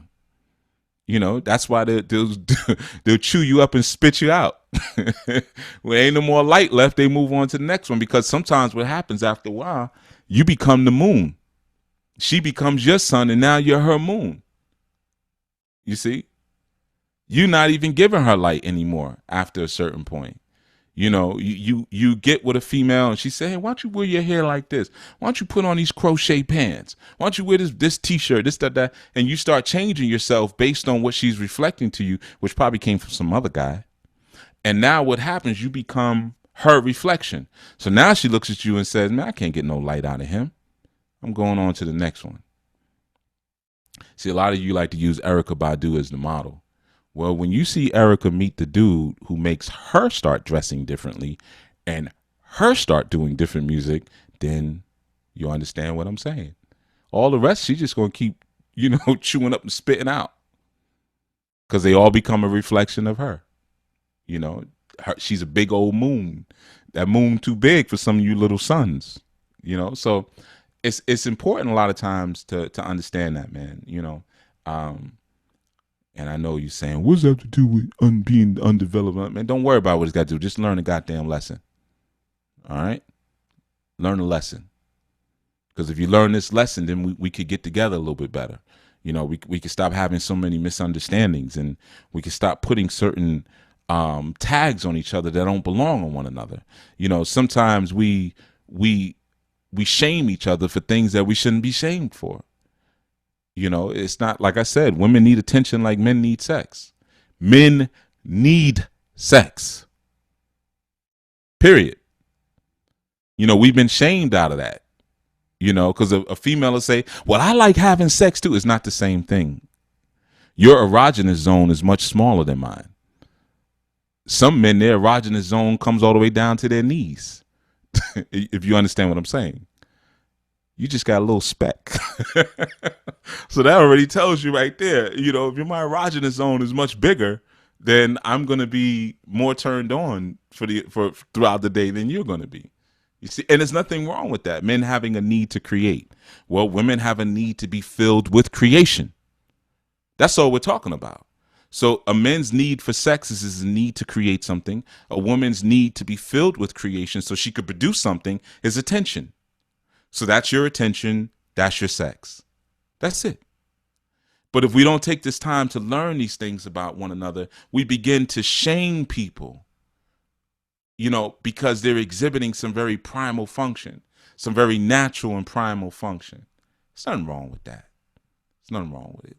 But the lesson has to be different. So women have to be taught how to get good light, and men have to be taught how to give good light. And you can't teach that with them in the same room together. It will not work. That's why I keep it light on these segments.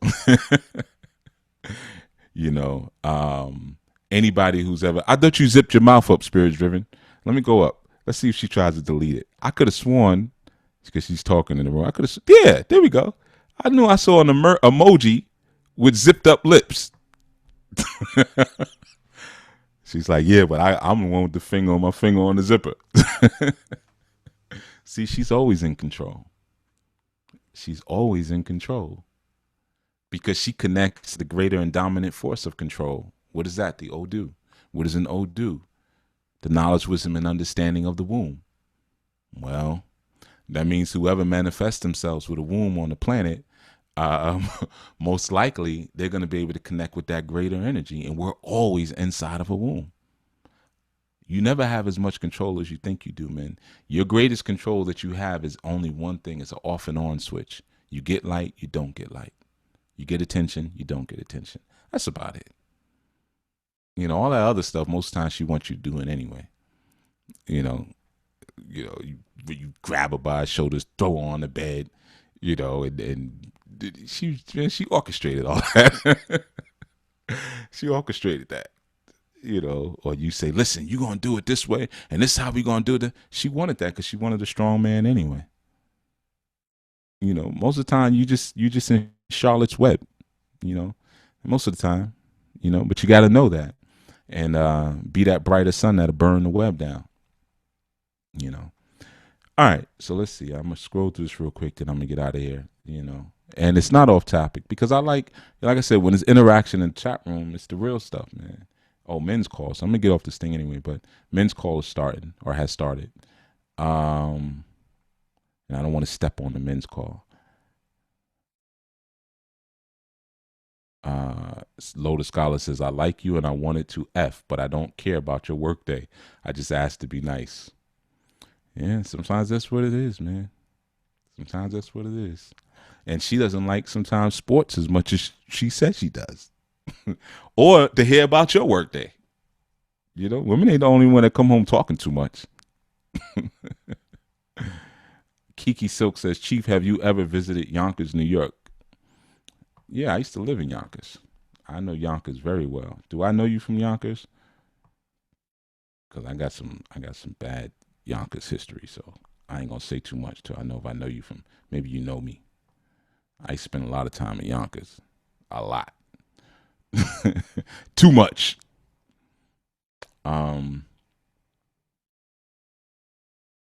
Let's see. I'm just going through these real quick. Lola Parker says, spirit-driven point of being G. If all you got is maybe, then do us a favor and be quiet. Lola's so damn mean. Damn. But then again, y'all both mean, so you deserve each other. Two mean women. Getty Square. Chief, have you Getty Square? Yes, I'm in Yonkers. Yeah, I spent a lot of time in Getty Square. There's a studio that I used to work out of in Getty Square, Rough Riders. You're probably familiar with Rough Riders. I helped start Rough Riders. So yeah, I spent, and which, as you know, was in Getty Square in Yonkers. So yeah. I know Getty Square. You probably seen me out there. Maybe even recently. Matter of fact, I'll be in Yonkers in a couple of days. I gotta handle something out there. You know. Yeah, I know Yonkers. Yeah. Let's see, I'm just going through the things. I'm gonna leave them two women mean behind women alone. Lotus Scholar said the spider to the fly, you're already in her web. Right. She just set you up for the jokes. Exactly. You know. My son's father you to be with Kiss a Lot. Oh, okay. Your son's father was Kiss a Lot. Used to be with Kiss a Lot. I probably know your son's father then. Yeah, I probably know your son's father. You know, Yonkers is not that big, so I mean it's big, but where we be at, you know, Ashburton, Warburton, Getty, it's all, you know, School Street. It's a very small area, so yeah, I probably know him. You know what I mean? Probably know him. Yeah, I ain't gonna say too much more though. Spirit Driven says, I am not mean. I'm truth and love. She don't know what truth or love is. I bet you $5,000. She don't know what either one is. Yeah, man. You know, you just gotta have fun with it. Royal Honey Jaha says, where he at? I guess you were referring to the man who fills you up with light. Well, where's the woman who's ready to receive the light? I know a lot of times sisters say stuff like that, like, you know, yeah, you know, where's the good men at? They were good women. So, you know, you don't just, you got to get out of that microwave thing. Like, you know, you just deserve, you know, you just wake up one day and because you woke up, you know, now all of a sudden you supposed to have access to all the good men in the world. It doesn't work that way. You might not be good enough. You may have made some decisions in your past that you now have to live with. So, you know, you may have made yourself ineligible at this point, you know, or sometimes what you are eligible for is not what you want. You know, that's a popular one. You know, I've had women 50 something years old talking about, yeah, Chief, I want to be your one and only. You too old to be my one and only. You crazy? Why would I base my economy around a woman who can't have children? That'd be stupid. Now, of course, you don't want to hear that. You know, but somebody should have told you that when you were younger so you wouldn't be playing around your whole damn life. So now, yeah, you may be pretty, you go to the gym and you do everything, but yeah, You still got some mileage on you though. So now you don't get to be what you thought you were going to be. I've had women around that age, they still want white weddings and picket fences. No, that's done now. You get something different now. Just like there's guys I know my age and older who's still looking for virgins. Yeah, you know, you know, they deal with polygamy. Yeah, I deal with the polygamy, but you know, basically all my women are concubines. The only one I really would wife is a virgin. Why would a virgin want you? You gonna bring your 40, 50-year-old saggy balls to the bed? Why would she want your saggy balls when she could get with a younger man who may have more going on for himself? You know, sometimes, like, you know, you just gotta. I had to tell a brother that the other day, man. I was like, she don't want your saggy gray hair balls. What? Come on, brother. I was like, think about it, man. You know, and if she does, it's for dough. You better be able to break off with some bread, buy that young lady a house, and put her in a nice car. Nah, man, ain't about that. Well, you ain't got enough, man. You ain't got enough. You know, you ain't fly enough. You know, some of these guys are just corny, but they feel like the world is owed to them because they claim righteousness. You know, well, I'm the Most High, and it doesn't matter, man. What are you bringing? You know, and sometimes your desires are unrealistic. You know, and that's just a part of it, and that goes on the man's side, and that goes on the female side too. You know, because sometimes we don't understand each other. You know, some guys, you know, they're trying to relive something sometimes, even still. So they want certain type of females in their cipher, or you know, they haven't really been able to go out in the world and really stand toe to toe with other men and snatch what they wanted from those other men.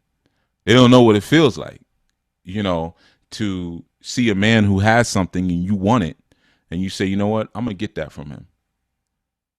You know, I know it sounds barbaric, but that's why men and women should learn in different rooms.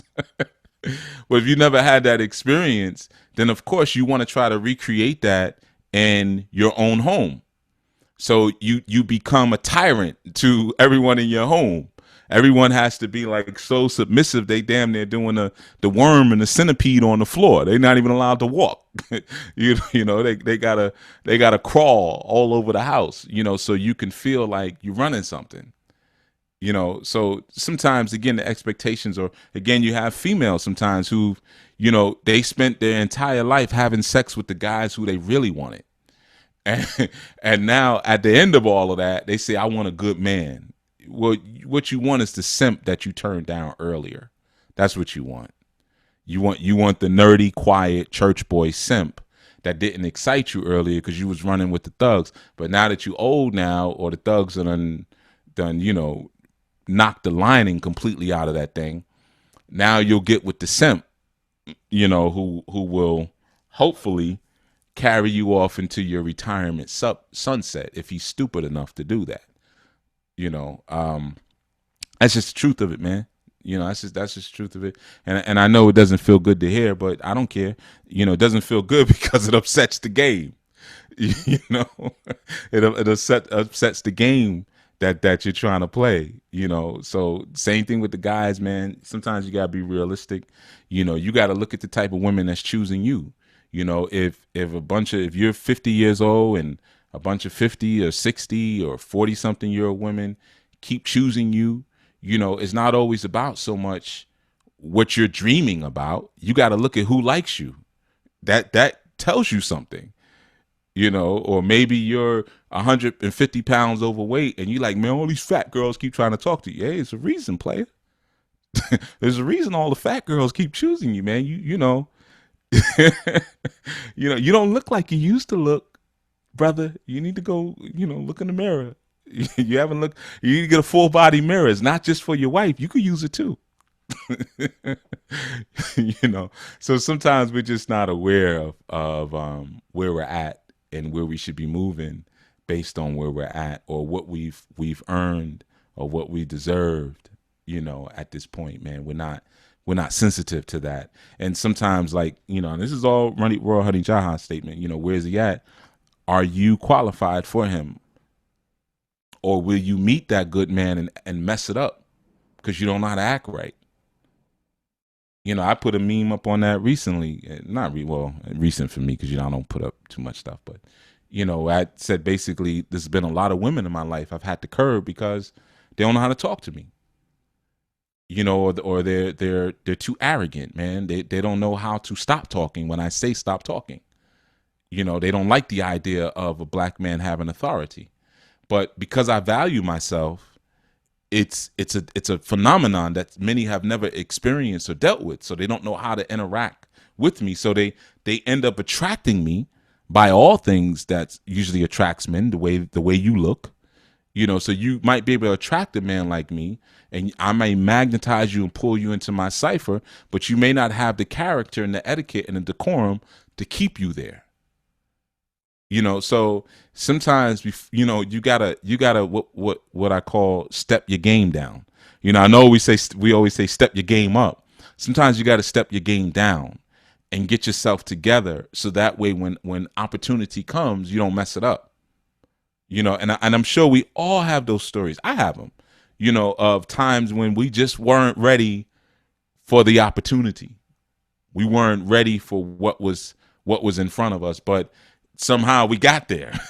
You know, somehow we got a glimpse of it, or we got around certain kinds of people. I'll give you a great example. I was talking to an old producer friend of mine last strong, and we were just talking about all the people that we came up with, you know, just reminiscing basically our time in the industry and stuff like that. And so he had brought up somebody who's really, really, really like large in industry right now. And I was like, yeah, I have his phone number. I ran into him, you know, a couple of years ago at a music conference, and, you know, he called me. He's like, yo, come through. You know, he was signing autographs, and he saw me, and we talked, and, you know, we exchanged numbers or whatever.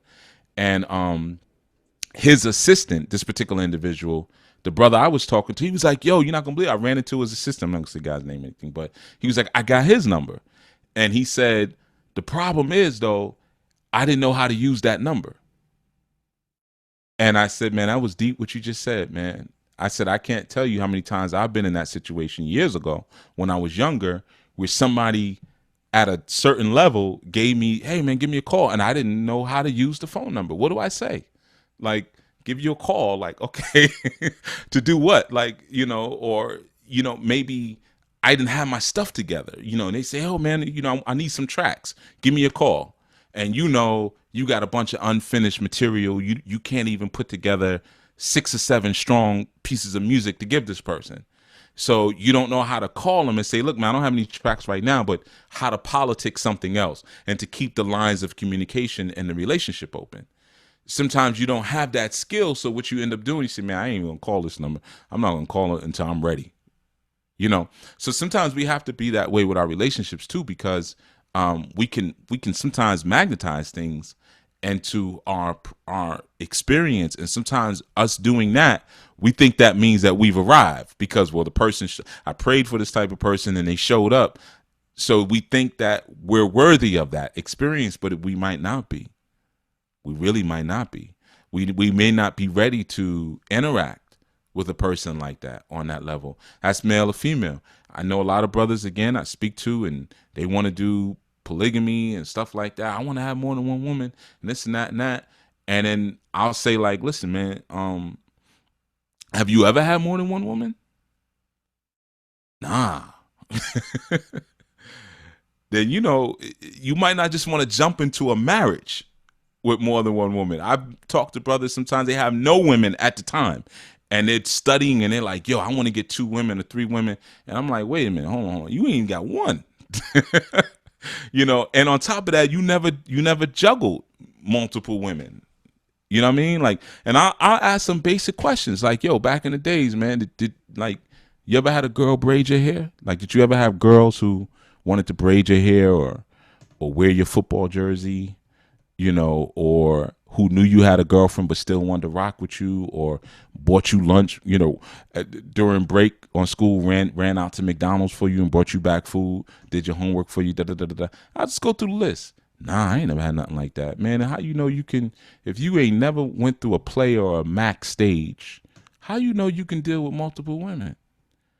That means you've probably never had a time where you had to study the science of not just one woman, but two women, which creates a whole different kind of dynamic. And again, this isn't a pro-polygamy conversation or an anti-polygamy conversation. I'm just saying sometimes we want to jump from A to D and we haven't covered our bases in between. So we might mess around and get to D somehow, just by a series of fortunate events, but we don't necessarily have the skill set to sustain us there, and we end up losing everything. And of course, that's a blow to your self-esteem. That can be heartbreaking. And then sometimes the things that we want, we don't really want. I can't tell you how many families I've talked out of polygamy, how many men I've talked out of polygamy. That ain't for you, player. That ain't really what you want. I was talking to a brother recently. He's 49. He's married, been married 20, I think about 20 years, and been trying to get his wife to go for polygamy for like the past 10 years. And I said to him, I said, so you want another wife? And he was like, yeah, he's doing a regular breakdown. And I said, yeah, but do you want another wife, or do you just want somebody else to have sex with? And he was like, no, I want to build. I said, okay, cool. So I said, if you meet another woman and because he has 3 children. I said, if you meet another woman, she has 3 children, you're saying you're ready to, like, let's say the father's dead, she's a widow. You're ready to raise 3 children all over again. And then he started slowing up, started looking down at the floor. I said, because that means dealing with, the boys fighting in the streets, the girl got little boys sniffing around the house. You got to worry about pregnancy. They stealing money out of your wallet, taking your car. I said, you ready? You want to go through that again? Because you went through it already. You want to do it again? And he was like, no, not really. I said, yeah, I don't think you want another wife. I think you want a 3-way. That's what you really want. You want to have a threesome. And this is a righteous brother. If you met him, you would, so it's not like this is just some regular guy off the street. Well-known lecturer, actually. And I said, I think you just want sex at the end of the day. And I think it's an ego thing, because you've studied this way of living and you know that it's accessible to you, and you don't like the idea that someone is saying no to you, or someone is preventing you, possibly from doing something that you feel you have the right to do, whether it's the right thing to do or not. But I said, ultimately, I don't think you want a wife. I think you want a concubine, or you want to just, have a night, once or twice a month where you and your wife get to freak out with another woman. So again, and when I started breaking down some of the systematic processes and method that go into having more than one woman, he was like, oh, I never got that deep into it. Man, you went way deeper than I did. And I said, yeah, because it's not for you. That's not something you need to be doing, man, if you don't even want to take the time to learn about how to do it properly, so you're not over here ruining people's lives or ruining children's lives or whomever, or bringing strife to your house, unnecessary strife to your house. So like I said, a lot of times, man, we're aiming for things that we're trying to see if we can jump across the cliff instead of building a bridge.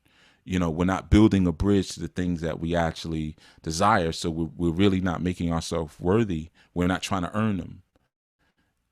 And I'm not saying, I want to just say, before we go, that I'm not saying that, Raw Honey, that you won't have a good man or shouldn't have a good man or anything like that. I don't know enough about you to make that type of determination. And even if I did, I still wouldn't make determination out loud, especially over the airwaves. But I'm just saying, I'm just giving you all, not just you, but everybody, something to think about for anything that it is that you're saying you're desirous of. If you're desirous of that, do you really know what's entailed in having that thing? Do you really know that's what's required? It's like when people reach out to me, say, Chief, I want to be your apprentice. Okay, you ready to go out in the middle of the woods like I do with no tent? and nothing but a knife and stay out in the woods for 2-3 days? You know, just keep walking for miles and miles and miles and miles, because that's what I do. You ready to do that with me? You know, well, what about ticks? What about wild animals? Yeah, what about them? Sometimes you're gonna have to pull a tick out of your leg or a tick out of your arm. I've done that, yeah. Sometimes you're gonna see a wildcat. You know, you ready for that? Nah, I ain't ready. All right, then don't be asking for stuff that is not for you. You know, so sometimes it takes that questioning. When you say you want something, why do I feel why do I want this? You know, I want to be married. I want a man. I want a woman. Why? Why do you want those things? You know, I want to be a powerful healer. Why do you want to be a powerful healer? I want to be your apprentice, Chief. Why? You know, what is the motivation and the intent? Sometimes you have to cause for some real questioning and deliberate what you feel the truth is of what you think you deserve, or the truth is of what you feel that you're supposed to have, or what everyone should have universally, because there's no such thing. We're all supposed to have different things based on what it is that we're supposed to achieve, you know, in our journey. And sometimes those that we're linked to the most, sometimes our journey with them has to end because what we need now changes. You know, and it may not be compatible for who we're currently with. You know, you may have to say, well, listen, you know, I got to make this left. And the other person may say, if I make that left, you know, the air over there is too thin. I'll die. I can't go with you. Oh, wow. So I guess we part ways here then. You know, I guess this is goodbye. You know, sometimes it's a thing like that too, man. All right. So, I don't think there's anything else in the chat room. Chief, do you do ancestral readings? Yes, I do. Why do you want an ancestral reading is the question. Have you guys ever noticed that a lot of times when you ask me if I do a certain service or I will do a certain service, I always ask you, why do you want that first? You know, kind of like that would be a good thing for you all to pay attention to, you know, to kind of check. Like I said, the information is free. You ain't pay anything for this segment. And I just put you up on some game that could make your life so much better, that could revolutionize your whole circle, revolutionize how you deal with your natural complement and counterpart. I just gave you that for free. That's yours. Boom. Now, what you do with it, you know, that's where you start to pay the price. You see, you pay the price. You ain't paying it to me. You know, you pay it to your own ego. You know, that's when you got to negotiate with your ego. Say, look, man, how can I get out this contract? You know, the ego says my office hours would be like Big Red from the 5 Heartbeat, be ready to hang you out a window. You know, and then you got to try to find different ways to negotiate your liberation through deliberation, your liberation from your own egoic layer. That's the price you pay. You see, and there's different forms of currency that you'll utilize to pay the ego off. You know, sometimes you pay the ego off in your own embarrassment.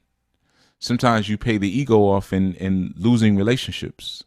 You know, sometimes you pay the ego off from preoccupying it with something else. You know, that's like when we're jogging and meditating. You know, the ego has that sense of pride because it's jogging, it's doing what it does every day. It likes its repetitive cycle. But while it's sitting there basking in its own repetition and its own personality and identity, it gives you the opportunity to explore alternative thought. You see, but you're paying for that through your own body sweat, your own body exertion. You see, so your currency that you're going to pay is not going to come to me. It's not going to come to Anu Nation. You're never going to pay me for information. You're never going to pay me for knowledge. Even though some of this knowledge I paid for. But even then, I still say I paid for time. You know, I paid for time. But even if I buy a book, I'm not paying for, you know, the book. I'm paying that author for the amount of time and effort that they spent researching and writing. You know, so that's where the commodity really is in a person's time. But the truth and the information is, no, it's free. You know, it's always going to be free. It's the time. So during these Sundays, I decide to give my time freely. Outside of this, now it's a different thing. You ain't gonna get it free. All right. Chief Moral Honey Jahaz says Chief with a bunch of F's. I don't know how you pronounce Chief. My comment where he at was to remark you made about something being down to his knee. But I'll take that. Stop being nasty. Y'all so fresh. Nasty self. But anyway, so yeah, so just consider that. Give that some thought, and utilize the exercises this month. Question those who are around you. The things that they've really committed themselves to that we look at as universal in terms of concept and idea. Ask them to explain their commitment to those concepts and ideas. Try to do that this strong as we go through the series. So something as simple as someone says, "I'm going to pray for you," and maybe you have a friend or a relative who always says that, "I'm going to pray for you." Ask them who are you praying to, or what are you praying to, and what is prayer exactly. See if they've explored it, or if they pause and say, "Well, to me, prayer is like, asking, like when you pray, you're like asking a higher power to help you." If you get an answer like that, it kind of give you an idea of where the person may be. And just understand that the more undeveloped people that you have in your orbit, the more raggedy your universe, or your solar system actually is, And so you have to determine, do you want a solar system of small plans around you that reflect your highest ideas, or do you want a raggedy one that makes you look like, your home is a junkyard and you just keep all these scraps of people in your life because you're a hoarder? All right, everyone. I'll see you next Sunday. All right. Remember the men's call. Most of you brothers should already be on it already. And you've received your assignment on what to do. And I want to say peace to everyone. And spirit driven, I am not mean. And even if I was mean, you just would have to learn to like mean.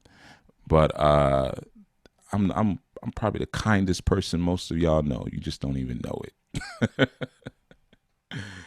So yes, I'm just going through the chat room and just Loda Scholar and Sonia Washington and, of course, Royal Honey with her nasty self, and Sandra Woods and all of y'all who I'm seeing in there, Young Butterfly, and Anwar. But Anwar is on the men's call most likely right now, and Mama Sadaka and Nicole. I think both the Nicoles were here. Yeah, Sister Diana and all of you. And if I missed anyone, I saw Fasay in there somewhere too. I just don't see it now. But of course, Brother Hassan, always appreciate the men coming through, because we need more of that. We need more of that. Whatever your disposition is, whether you like your back door kicked in or you like it left alone, I'm not one of those teachers that think that knowledge and wisdom or knowledge should be withheld from those who are dying of thirst. I don't think that's right. Now, if a person's arrogant or they're just not ready for it, no, you ain't gonna get it. But you might get a little something. I'll sprinkle some water in your face. I may not give you the bottle to drink out of, but I'll sprinkle some in your face, But we all need this, man. We all need to drink at this fountain. All of us, man. Regardless of how we may even feel about each other, because we got to learn to alter who and what our enemies are. It's better to have friends. We got to learn how to make our enemies our friends, and for those who are indifferent and just choose to use themselves as fodder for the planet, we have to learn how to use them for our purposes as well. Yeah, I know that's the mean statement you probably don't want to hear, but it's the truth. Some people just want to be used, and they can be used to good end. They can build good karma without themselves even knowing it, So, yeah, it's always good to have the men come through. Alicia Howard as well. I see you in there. And Kiki Silk. Kiki Silk in all capital letters. My sister from Yonkers, you know. So yeah, man, give thanks, and we'll be back with more on signs of the undeveloped. And think about the things that you're being taught, man. Don't just grab these jewels and then sleep on them. That's corny. Question them. Even the things that I may present to you as truth, you know, when I say things about male and female relationships, and I say things like, yeah, most of the time you just playing into the hands of the woman. You don't even know it. For those of you who don't know game, that's not now. So let me just make it clear. That's not a universal thing. I don't play into the hands of women. So they dance to my rhythm, you know, and any woman that I deal with puts her whole soul and body on a platter and hands it to me, you know. But every man is different. Some of you ain't got that, you know, and those of you who ain't got that or who wasn't born with that, because it's in your bones. I got it in my bones. Chances are you're playing to her rhythm.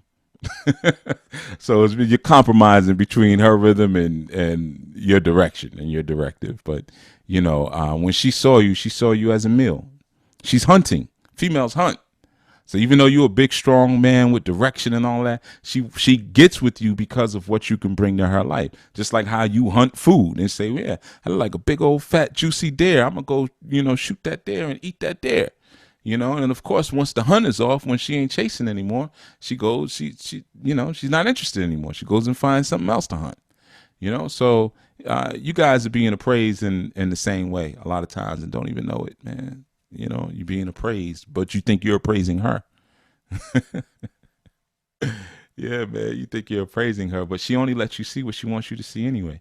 You think those pictures she takes on social media a mistake? You think that nipple slip was a mistake?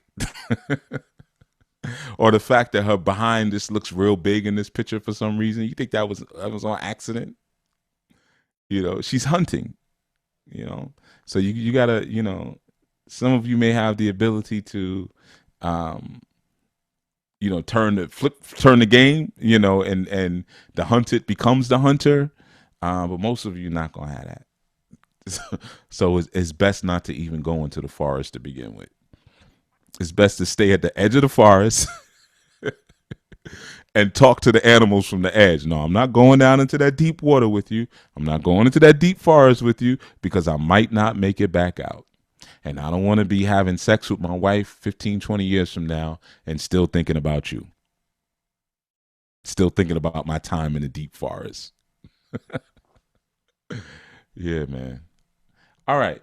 So I'll see you all next Sunday. Until such time, remain safe, remain strong. Question. All right. There's nothing wrong with it. And you can even question the things that I say because I really don't know that much. You know, so there's always something to learn, you know. Andrea says, I always said I chase him. Unroll, he catches me. Yeah, until he catches me. Yeah, you chase him until he catches you, which, you know, sometimes what happens is you chase, you know, you got to always understand what women are chasing is not the man, they're chasing the manhood. That's why when she meets you, the first thing she does is tells you to change something about you. That's a part of her hunt. You're standing there nice and big and strong, and then she comes and she, you know, she says, hey, you can have this coochie. You want to see my cooter? That's supposed to be the first step of weakening. You know, she wants to see if you weak, if you got a tender penis. You know, is he weak for it? Let's see if he's tender down there. You know, if you stand strong, you say, okay, let me try him from another angle. You know. And she just keeps doing different things to, you know, hunt down your manhood. That's all. And then when she's completely accomplished it, and you're standing there in some white shorts with a, you know, peach, a peach polo tucked in tight, and some sandals with your feet, you know, painted a color, and a cardigan sweater over your head, you know, over your shoulders. Then she'll look at you and she'll thoroughly say, yep, I think I done took all the manhood out of this one. And then she pushes you to the side And then she hunts the next victim. You see? She hunts the, and then you sitting there scratching your head saying, I did everything she wanted. I dressed the way she wanted me to dress. I gave up all my hobbies. I sold my motorcycle. I stopped smoking cigars. I cut off all my other females. Yeah, you stopped doing all the things that attracted her to you in the first place. That's what you did. She liked your stinky ass cigars. She liked the fact that you dealt with other women. Because who wants somebody that nobody else wants? She liked that. She didn't say it. You know? She liked your Tim. She liked your construction boots. Now you sitting there with some sandals on. You know? She liked the fact that you smelled like a man. Now you smell like lavender. Yeah, man. Too much game. You know, but I could talk. I could spit this stuff until I turn blue, and half of you wouldn't even understand what the hell I'm talking about. You know, but anyway, so you got to have a desire to want to change some things. If not, then it is what it is. But I tell you, when you stop that game, man, she'll love you all the more. Imagine having a dragon in your keep.